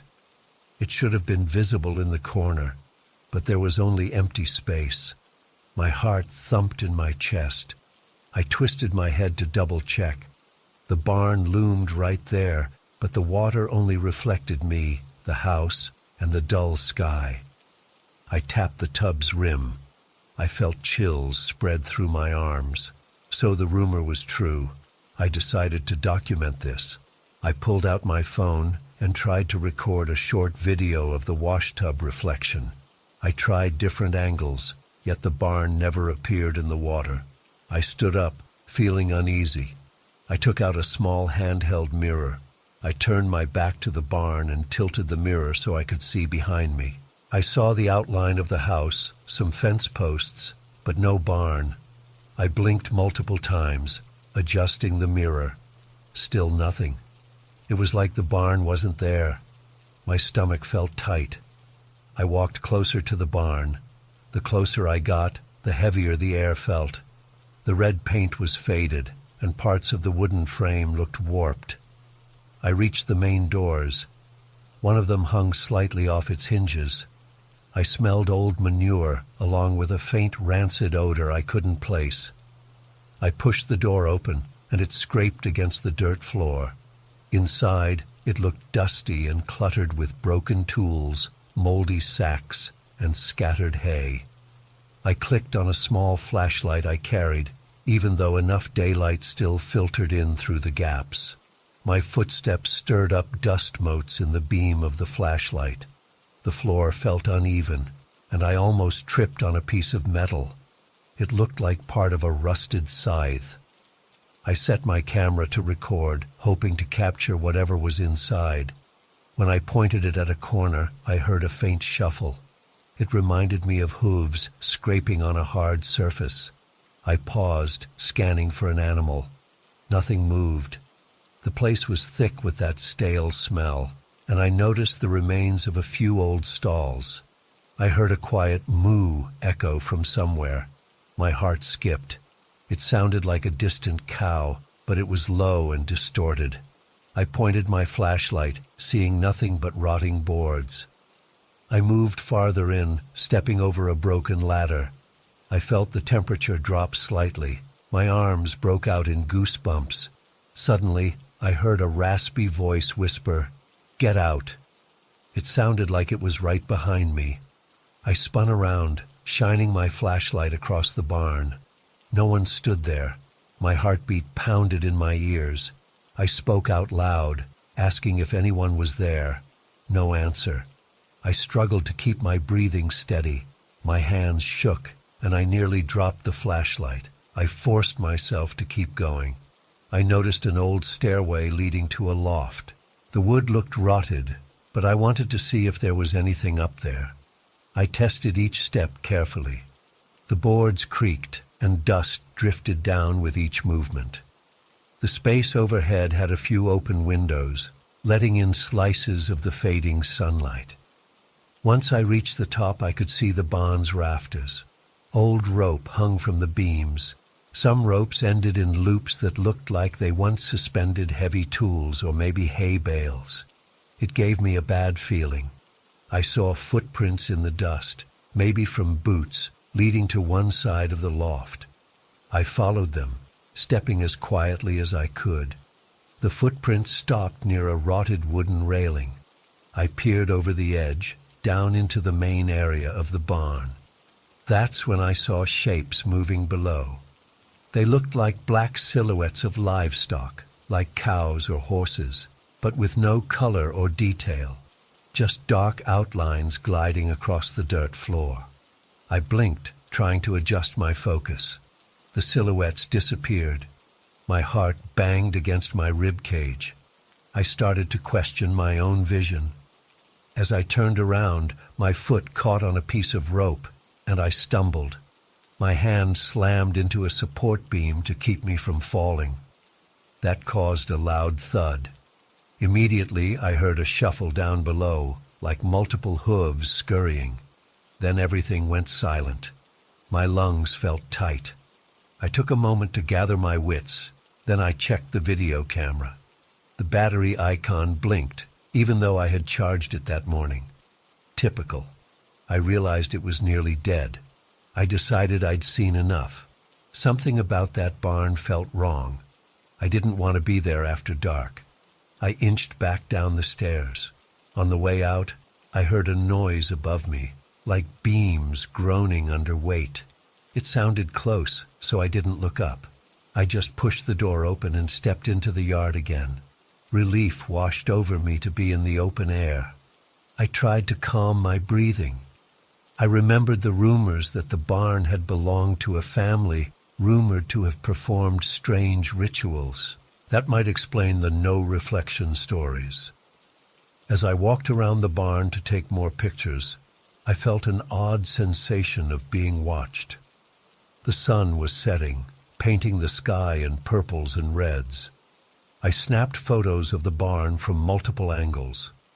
In every shot, the building looked normal enough. Only the missing reflections gave it away as something else. I decided to do one final experiment. I took a small mirror out and pointed it at the barn again. I could see the fence, the yard, and the empty space where the barn should have been. Then, to my left, I heard what sounded like a large animal huffing.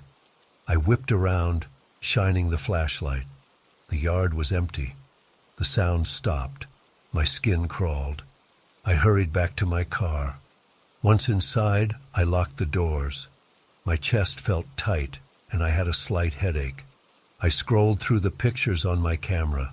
In them, the barn was visible in the direct photos, but I had a video of the washtub water that showed the barn missing from the reflection. I also had a shot from my handheld mirror that confirmed the same thing. I exhaled heavily. It was enough proof for me. I started the engine. It sputtered a bit before turning over. The evening shadows made the yard look darker. I reversed out, keeping my eyes on the barn as I turned.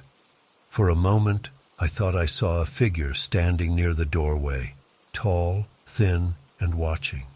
My headlights flashed over the shape, and then it was gone. The hairs on the back of my neck stood up. I pressed the accelerator and left the property, kicking up gravel behind me. Driving back on those lonely roads, I felt a mixture of relief and lingering tension. I kept replaying the whisper I heard inside the barn, the odd shapes that looked like animals, and the cold feeling in that loft. My mouth was dry, and I sipped some water to steady myself. By the time I reached a more populated area near Des Moines, I felt safer. I stopped at a gas station to collect my thoughts. I looked at my camera footage again. I heard a faint static near the barn's interior recordings, but I couldn't make out the whisper on playback. When I got home, I transferred the files to my computer. All the images and videos were still there, though some frames looked distorted. In the clip with the washtub, the barn area was just a blurry patch, as if the camera had trouble focusing. I knew people would doubt the authenticity, but I had seen it with my own eyes. For days after, I dreamed about that barn. I kept recalling the heavy smell and the sense of being watched. Each time I woke up with a rapid heartbeat. I told a few close friends. Some found it interesting, others laughed, saying it was just camera glitches or a local myth. But I know what I experienced. I remember how my mirror refused to show the barn. I remember hearing "Get out" spoken in a voice so close I felt the air shift around my ear. I couldn't explain it. I chose not to go back. The photos and video were enough for me. Sometimes I wonder about the rotting boards in that loft. I wonder how many people stepped foot up there, trying to uncover whatever was hidden. Maybe they never found anything. Maybe they found more than they wanted. All I know is that I felt a presence. It was strong enough to make the hairs on my arms stand straight. Even now, thinking about it causes a knot in my stomach. I decided to share my story online, hoping to find others who had seen the same thing. A few people claimed to know the barn, though they provided few additional details. Some said the family who owned it vanished under strange circumstances. Others mentioned a set of diaries locked away in the house, describing rituals with farm animals. I didn't try to dig deeper. I had enough nightmares already. To this day, I avoid that area near Des Moines whenever possible. It's not that I'm terrified all the time, but I don't see any reason to tempt fate by returning. I have my photos and my memories. That's enough to convince me. The barn with no reflection is real, and whatever force keeps it hidden from mirrors or water is beyond my understanding. I felt it in every step I took among the rotted beams and dusty corners, and I'll never forget the moment I realized that, even though I could see the barn clearly, the world's reflections showed only emptiness where it stood.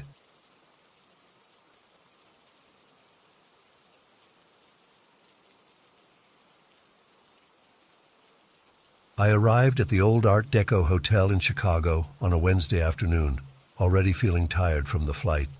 I was there for a conference about urban architecture. The place had a grand lobby with tall ceilings, ornate moldings, and polished floors. Groups of people moved in and out, some dragging suitcases, others chatting near the plush chairs.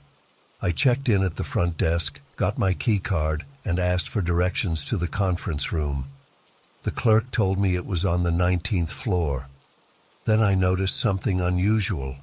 The lobby's main elevator bank showed only 20 floors, but I could see part of the building had more.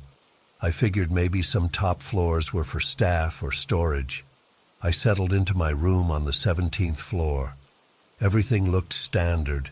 Beige walls, a simple bed, a TV.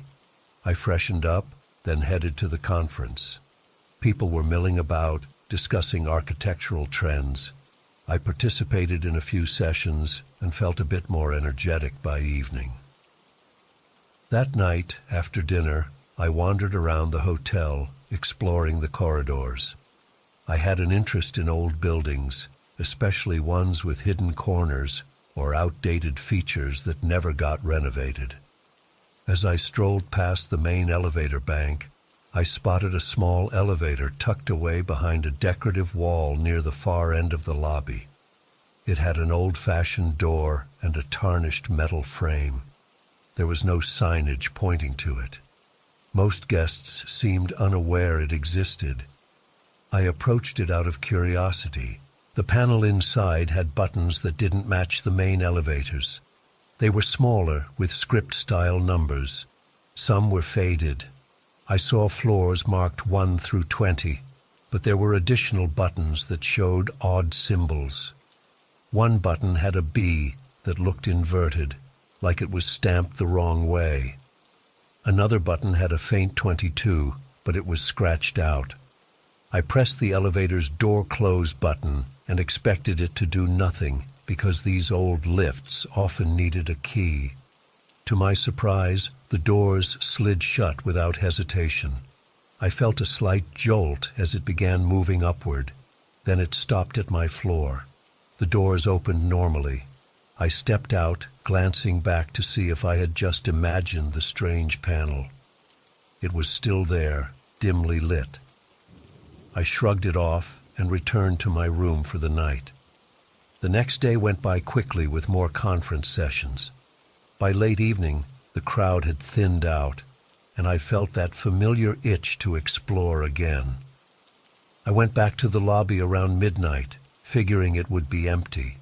Sure enough, only a tired desk clerk stood there, barely paying attention to me. I moved toward that old elevator. My heart beat faster, more from excitement than fear. I stood inside, my finger hovering over the strange buttons. I pressed the inverted B button. The elevator doors slid shut, and the car moved downward, past the lobby level. The digital readout above the door blinked B1, B2, then went blank. My stomach knotted. I felt a subtle shift in air temperature. It seemed colder. When it finally stopped, there was a slight shudder, and the doors opened onto a dim corridor. The lights flickered weakly, and the air smelled stale, like damp carpet and old furniture. My breath came faster. I knew the hotel had only 1 or 2 regular basement levels for storage. This place looked different.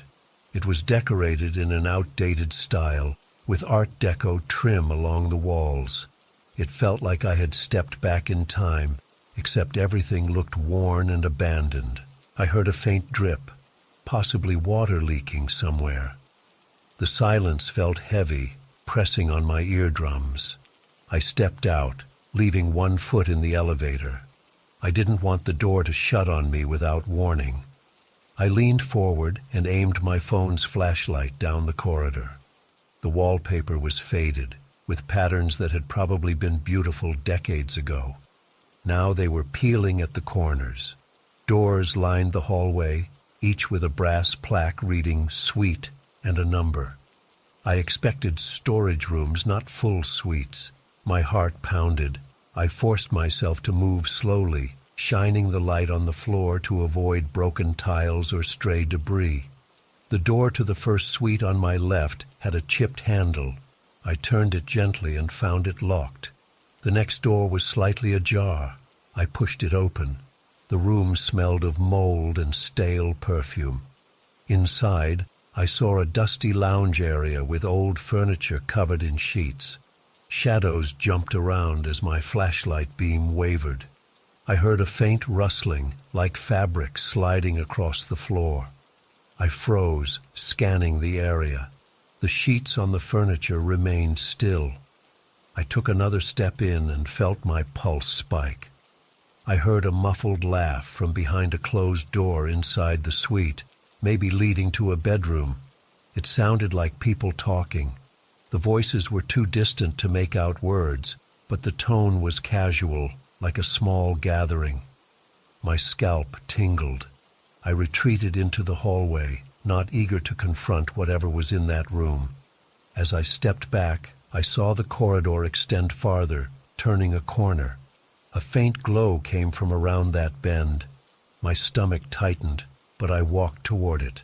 My shoes squeaked on the old floor, and each step echoed more than I liked. When I turned the corner, I found a larger space, like a small ballroom or lounge area. The walls had dark wood panels, and a grand light fixture hung from the ceiling, its bulbs flickering faintly. A few chairs and small tables were arranged near the walls, covered in layers of dust. I noticed a faint tune, like old jazz music, drifting through the air. It sounded distant, as if played on a static-filled gramophone. My heart thudded. I swept the room with my flashlight, seeing no audio source. Then, in the far corner, I spotted movement. It took me a second to realize I was seeing shapes that looked like people in formal attire. They were transparent enough that I could make out the wall behind them. My chest went cold. They moved in slow, deliberate motions, like dancing at a formal gathering. One figure seemed to pivot toward me. Its face had no clear features, more of a smudged outline. I felt my body go rigid. I backed up, swallowing hard, my breath shallow. As I retreated, the flickering lights dimmed. The music cut off abruptly, leaving only the creak of the floor under my shoes. The figures dissolved into the shadows. My flashlight flickered. I turned around, nearly stumbling over a broken piece of furniture, and hurried back the way I came. I had trouble keeping my balance. The hallway seemed darker now. My heart pounded so hard that I heard a pulse in my ears. I kept thinking about how deep this level was below the lobby. None of it made sense. The voices, the dancing shapes, the old decor, it felt like a hidden world left to rot. I found my way back to the elevator, relieved to see the doors still open. I jumped in and pressed the button for the lobby. Nothing happened. My mouth went dry. The elevator panel didn't light up. I pressed it again, feeling my pulse race. Eventually the doors slid shut and the car lurched upward. The overhead light flickered. My stomach churned as I felt the elevator pass several floors. Then it stopped abruptly, and the door opened to a corridor that looked even more decayed than the one below. My eyes widened in panic. This was not the lobby. I stabbed the door close button frantically. The door shut, and the car went up again, this time for what felt like a long stretch. Finally, it opened on the main lobby. Relief flooded me. I staggered out, breathing hard. The lobby looked just as it had before. The desk clerk was still there, barely glancing my way. I turned around to see if the old elevator was still present. The wall was smooth, with no sign of a door. My heart slammed against my ribs. I stared at the spot where I knew I had entered. It was just a blank section of the lobby wall with a decorative pattern. No elevator entrance at all. I hurried to the front desk. The clerk gave me a polite smile. I tried to explain what had happened, but my voice shook. The clerk looked confused. He said the hotel only had the main bank of elevators. I insisted there was another old elevator near the corner of the lobby. He walked with me to check, and we found nothing but that same decorated wall. He looked at me with concerned eyes, like maybe I was overtired. I forced a laugh and said I might have mixed up my directions. I could still feel sweat on my forehead and a tremor in my legs. I went straight to my room, locked the door, and tried to calm down. My mind wouldn't stop replaying the images, the dusty corridor, the faint music, the dancing figures, and that room that smelled of stale perfume. I told myself I should leave the hotel, but my flight was scheduled for the next afternoon, and I didn't have enough money to book another place. I stayed awake for hours, jumping at every small noise in the hallway. Finally, around dawn, I packed my things and went downstairs, hoping to check out early. The desk clerk had changed shifts. The new person also smiled politely as I asked about the hotel's basement levels. She said there were only 2 sub-basements used for maintenance, not open to guests. I didn't bother arguing. I just wanted to leave. I handed over my key, got my receipt, and walked out into the morning light. The street noise of Chicago almost felt comforting compared to that silent corridor. I caught a taxi to the airport hours before my flight. I couldn't stand the idea of hanging around the lobby, worrying that old elevator might appear again. I sat at the airport gate, trying to focus on mundane details like flight times and the taste of cheap coffee. But my thoughts kept drifting back to the ghostly shapes in that deserted ballroom. I could still sense the stale air in my lungs. My hands trembled whenever I recalled the moment the elevator refused to go back to the lobby at first. I ended up leaving Chicago that afternoon, relieved to watch the city skyline shrink in the plane window. That night, in my own home, I dreamed about that corridor. In the dream, the elevator doors wouldn't open at all, and I was stuck inside while muffled voices laughed just outside. I woke up sweating. I knew I wouldn't forget that basement floor. It felt like a hidden part of the hotel's past, a place that refused to be erased. I still have no explanation. All I know is that I saw a portion of the building that staff denied existed. I heard voices and music that didn't match any modern event, and I left with a deep sense of unease. convinced that somewhere beneath the polished Art Deco facade, there is a place sealed away, alive in its own shadowed reality.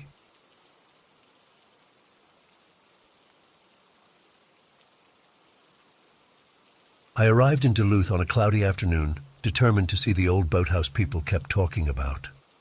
I had heard local stories about voices echoing at dusk and unexplained activity along the waterfront. I'm a sports photographer, and I've spent plenty of time near bodies of water, capturing kayaking tournaments and sailing events. But I'd never run into anything I would call supernatural. I wanted to find out if the rumors were true or just local folklore. That curiosity was my main motivation. I planned to take photos, record ambient sounds, and document the condition of the abandoned boathouse. I thought I could handle whatever I found. The area around Lake Superior felt quiet that day, almost too still. When I got close to the boathouse, I noticed there were no recent tire marks or footprints. The outside looked neglected, with peeling paint and a sagging roof. It sat at the edge of a worn dock that creaked under my steps. I had my camera bag slung over my shoulder, and I moved carefully because some of the boards felt loose beneath my feet. A faint smell of algae rose from the water. I could see a few old canoes through the boathouse's open doors. I stepped inside, and the first thing I noticed was a thick layer of dust on every surface. Rusty metal parts lay scattered near some worn-out wooden beams. The air felt stale, almost suffocating. My shoes made scraping sounds on the concrete floor, and each step kicked up small puffs of dust. I could see half-submerged boats in the corners, some missing seats. The entire place looked like it had been abandoned after a sudden closure. I checked for signs of squatters or recent visitors, but I didn't see any. No fresh footprints. No footprints at all, actually. I started snapping photos right away. I wanted to document everything. I took pictures of old life jackets piled on a table, broken oars, and rotted ropes coiled near the dock entrance. Then I heard a faint sound of laughter. It stopped so quickly that I questioned if I had imagined it. I lowered my camera and listened carefully. The wind outside was mild, so it couldn't have been a gust whistling through the gaps in the boathouse. My heart picked up speed.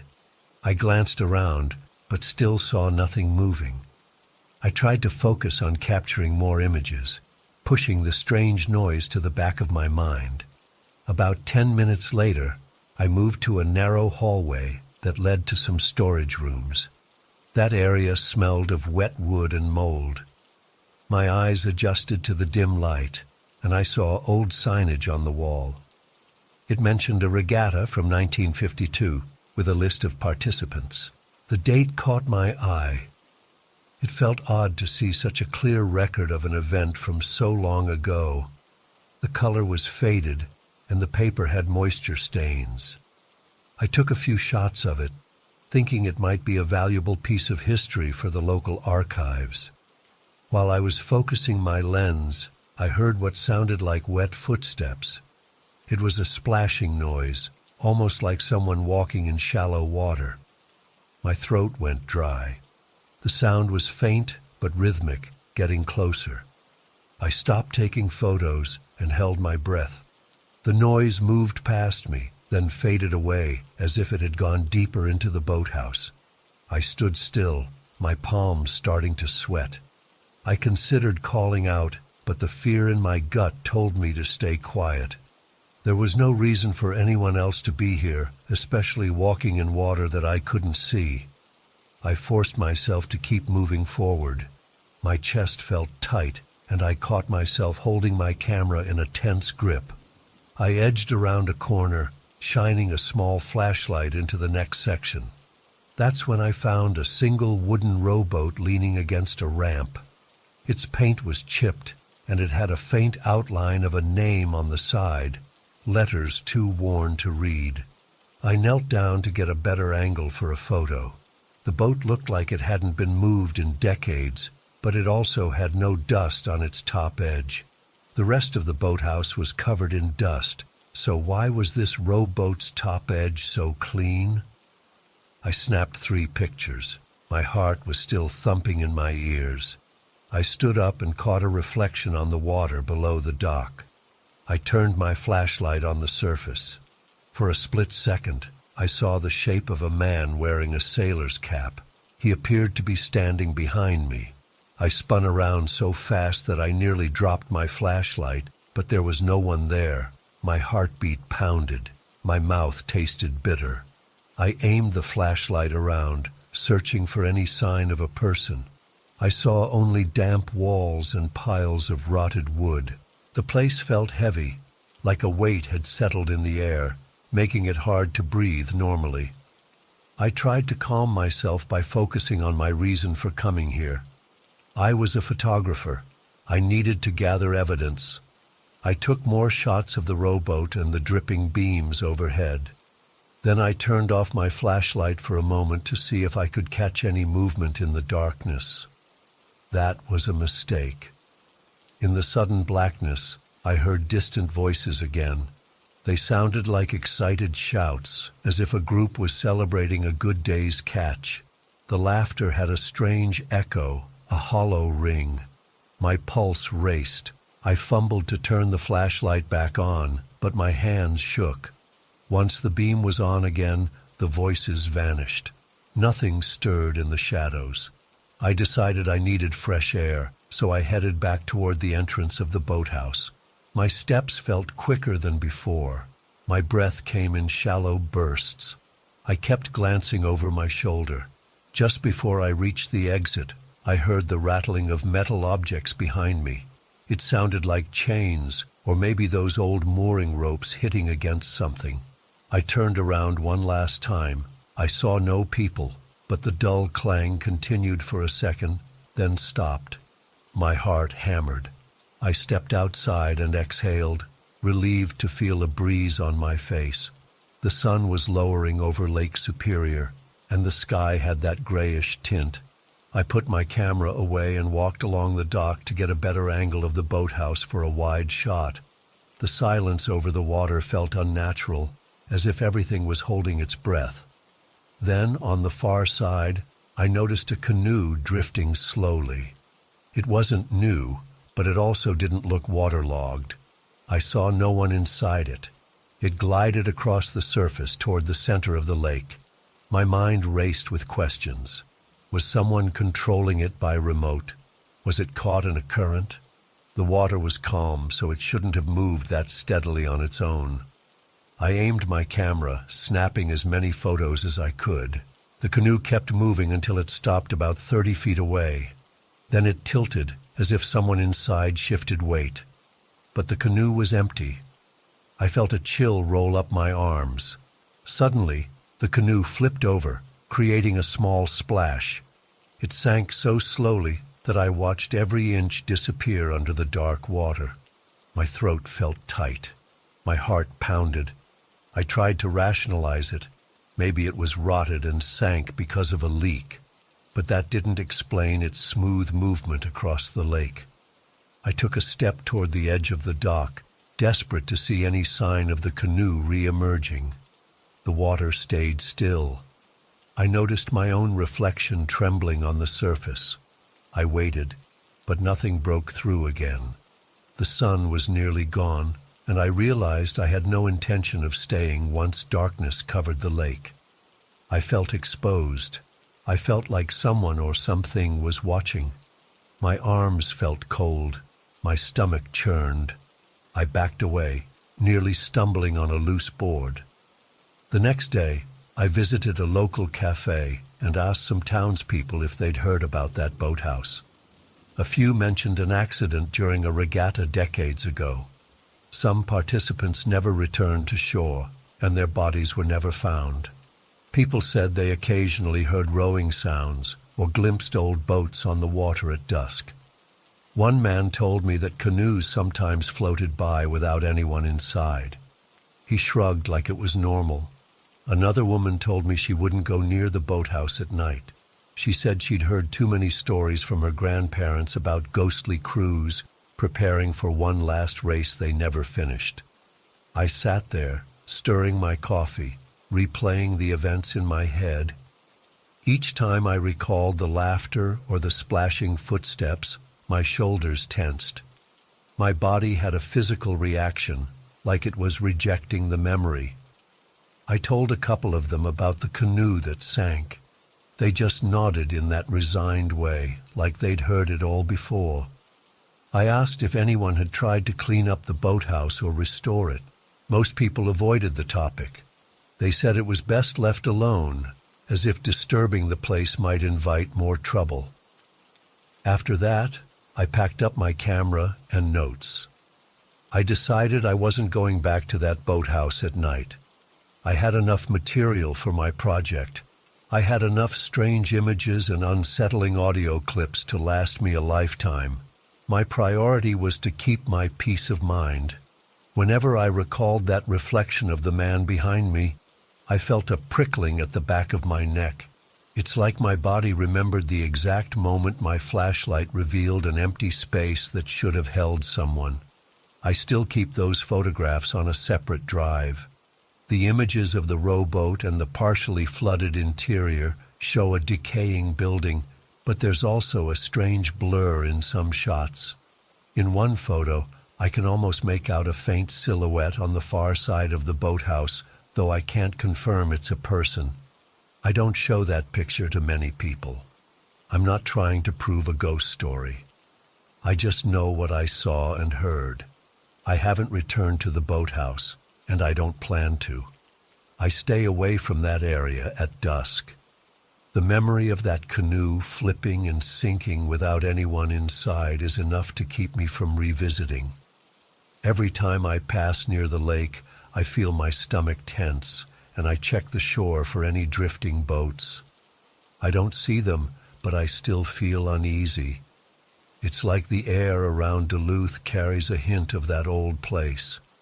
Maybe that's enough for me. I got my evidence, and I don't need more. I know some people will never believe this story.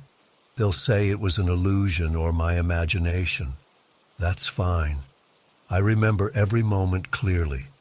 I can't explain why I heard those voices or how the canoe moved. I just know I was there, camera in hand, eyes wide open, heart pounding. That's the truth of it. And that's more than enough reason to avoid that garage of boats in the future.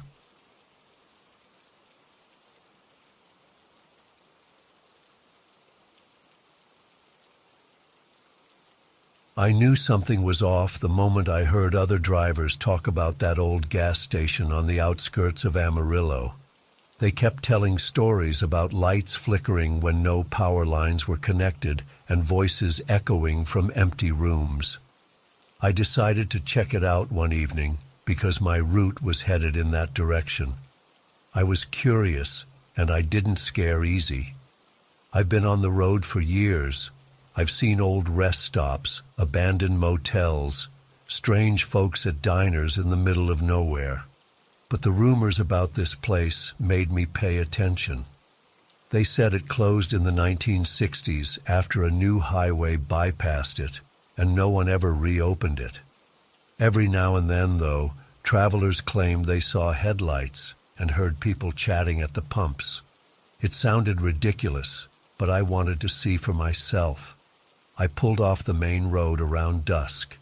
The sun was low, and the sky over Amarillo glowed orange and purple. I saw the old station set back from a stretch of cracked asphalt. The structure looked small, with a sagging roof and battered signs leaning at odd angles. A few rusted pumps stood out front, their hoses cut off or dangling. Pieces of old cardboard and plastic had piled up near the entrance. No bright neon, no posted prices, no sign of life. I parked my rig on a patch of dirt next to the station and shut off the engine. The sudden silence made my ears ring. I walked toward the pumps. My boots crunched on gravel. The wind tasted dry. I tried to switch on my flashlight, but the battery was weak. The sun's last light gave me enough to see old paint flaking off the main sign. I could still read something about regular and premium, but the letters had faded to a dull brownish color. I stood there and listened. No traffic in the distance, no birds, just a faint breeze. I remember feeling my shoulders tense up because the place felt stuck in another time. I noticed the main door was partially open, so I stepped inside. The floor was covered in dust, wrappers, and shredded papers. A few metal chairs and a counter took up most of the space. An old rack with road maps lay toppled in a corner. The air smelled stale, like old cardboard mixed with rust. I slid my boot over a few scattered documents on the floor. Some were receipts, and some had dates from the early 1960s. I crouched down and picked one up. It showed an oil change record for a car from 1961. Something about that gave me chills. It felt like stepping into a sealed time capsule. As I stood, I heard a light jingling sound. It reminded me of the little bell that rings when someone opens a door to a convenience store. It was faint and quick, like a ding. My pulse jumped. I turned around fast. The door hadn't moved. There was no one in sight. I told myself it could be a piece of metal somewhere, just shifting in the wind. But the door to the outside was still cracked the same amount. I swallowed hard. I felt a tingle in my arms. I told myself not to be stupid. I decided to walk to the window and look out. The sky was turning darker. The first stars were out. I stared at the old pumps and caught a glimpse of something that looked like a car parked at the far side of the lot. It had an old-fashioned body, maybe from the 1950s. A man in a uniform stood next to it, talking to somebody inside. My mind froze. It felt real, as if I could reach out and tap on the glass. I blinked, and the scene vanished. The pumps were empty. No car, no man. Just my heartbeat pounding in my ears. My hands started shaking. I let the slip of paper drop to the floor. I told myself it could have been a reflection or a trick of the light. I stepped back from the window and turned around. The place was quiet again. My mind kept going over it. An actual car, a driver, and a gas station attendant. It all disappeared the instant I blinked. I blew out a breath and took a moment to calm myself. I walked outside. The temperature felt a bit cooler. The pumps were as rusted as before, and they looked so old and dead that I found it impossible that someone had used them recently. I approached the farthest pump. The nozzle hung loosely. I touched it, and it felt cold and rough. Just as I was about to walk away, I heard a metallic click. I spun around. The handle on the second pump twitched on its own, like someone had squeezed it. My mouth went dry, and I took a step back. Then I noticed a drop of fluid at the tip of the nozzle. It wasn't thick enough to be fresh gasoline, but it dripped onto the concrete. I froze, swallowing repeatedly. It was too dark to see the exact color. My chest felt tight. I started to reach for the handle, and I heard footsteps on the gravel behind me. Quick, purposeful footsteps. I whipped around, expecting to see a person. Nothing. I shone my weak flashlight around. The beam flickered across the cracked pavement. No one was there. I scanned the pumps. I checked behind a small cluster of weeds. No movement. I let out a shaky breath and realized I was breathing hard. My mouth felt chalky. I was definitely spooked, but I didn't want to leave just yet. Part of me needed to know more. I went back to my truck, locking myself inside the cabin. The interior light cast a dull glow on my seat and the dashboard. I tried to settle my nerves. I told myself the old gas station had an atmosphere that played tricks on the mind, especially near dusk. Sometimes the mind sees what it wants to see in a creepy place. But that logic didn't erase the memory of the old car or the footsteps I'd heard. It also didn't explain the drip of liquid from that ancient pump. I decided to spend the night there. I found a spot to park just off to the side, under a bent light pole. I locked the doors. I had enough supplies in my cooler, and I felt safer in my truck than out wandering around. Around midnight, I jerked awake in the driver's seat. I dozed off. My arms felt cramped. My neck ached. I saw bright lights in my side mirror. For a second, I thought it was another truck. Then I noticed they were the headlights of a classic car. They had that older shape with round beams. They were pointed right at my mirror, almost blinding me. My heart thumped.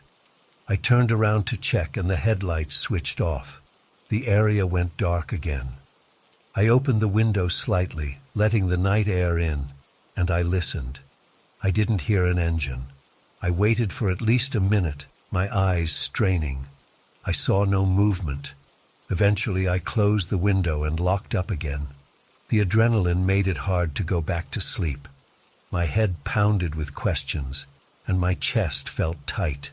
I kept trying to rationalize it. Maybe I dreamed the whole thing. Maybe it was just passing cars from the main road, though the angle was odd. Morning came, and the place looked less frightening. The sun lit up the cracked asphalt and the dusty edges of the station. I decided to step out and stretch. I smelled the dry air. I took in the sight of the rundown building one more time. I felt calmer in the daylight, as if I'd just woken from a strange nightmare. But the memories were too vivid. The drop of liquid, the old car, the footsteps, the headlights, they all stuck in my mind with a clarity I couldn't dismiss. I drove out of there, following the old route back to the main highway. I stopped at the next truck stop for some coffee and breakfast. My hands were steady again, and the normal sounds of people talking and dishes clanking helped me relax. I told a couple of other drivers about what happened. They nodded like they'd heard it all before. One older guy said he'd stopped there once and had a similar experience with footsteps and flickering lights.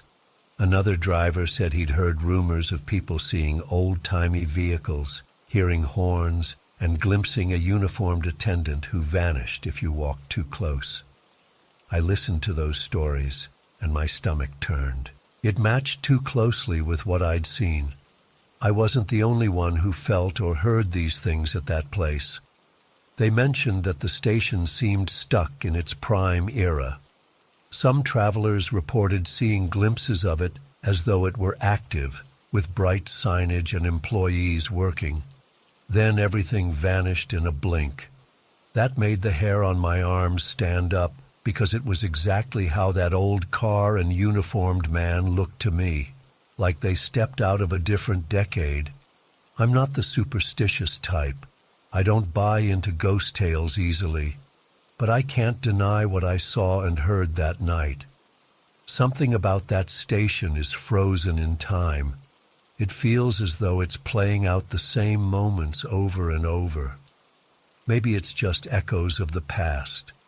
Maybe it's some weird energy left behind by the folks who worked and stopped there so many years ago.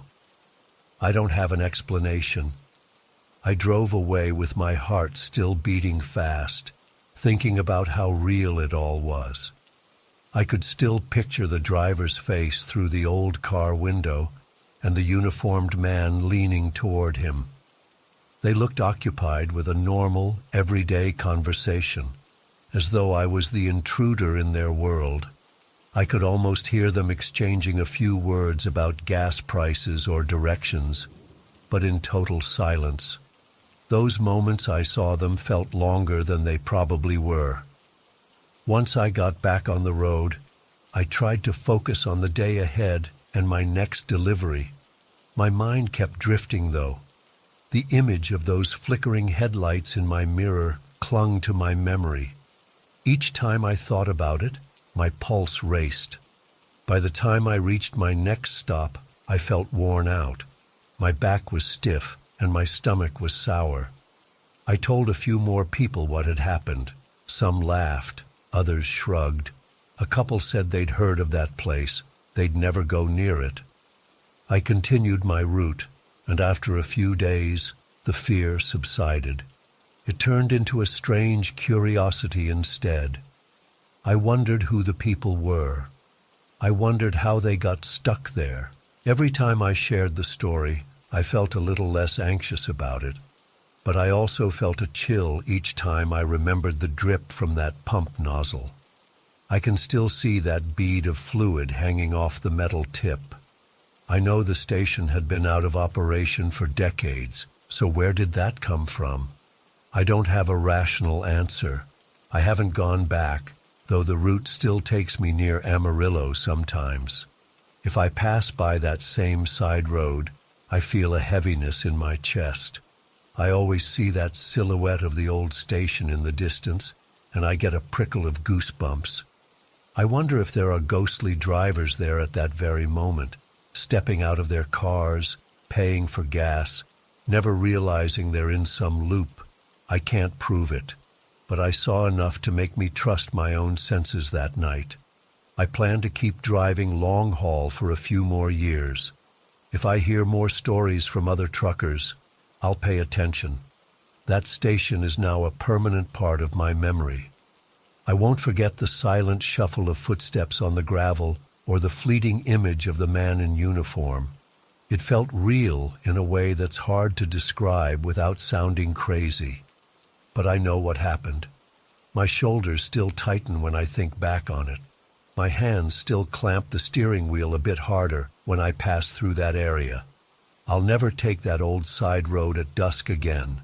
If I do, I'll probably feel the same creeping tension in my neck, the same dryness in my mouth, the same racing pulse in my chest.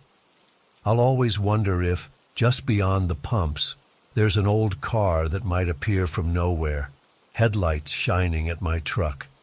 Even now, just remembering it makes me uneasy. That's enough to convince me to leave the place alone. It doesn't matter if anyone believes my story. I know what I saw, and that's enough.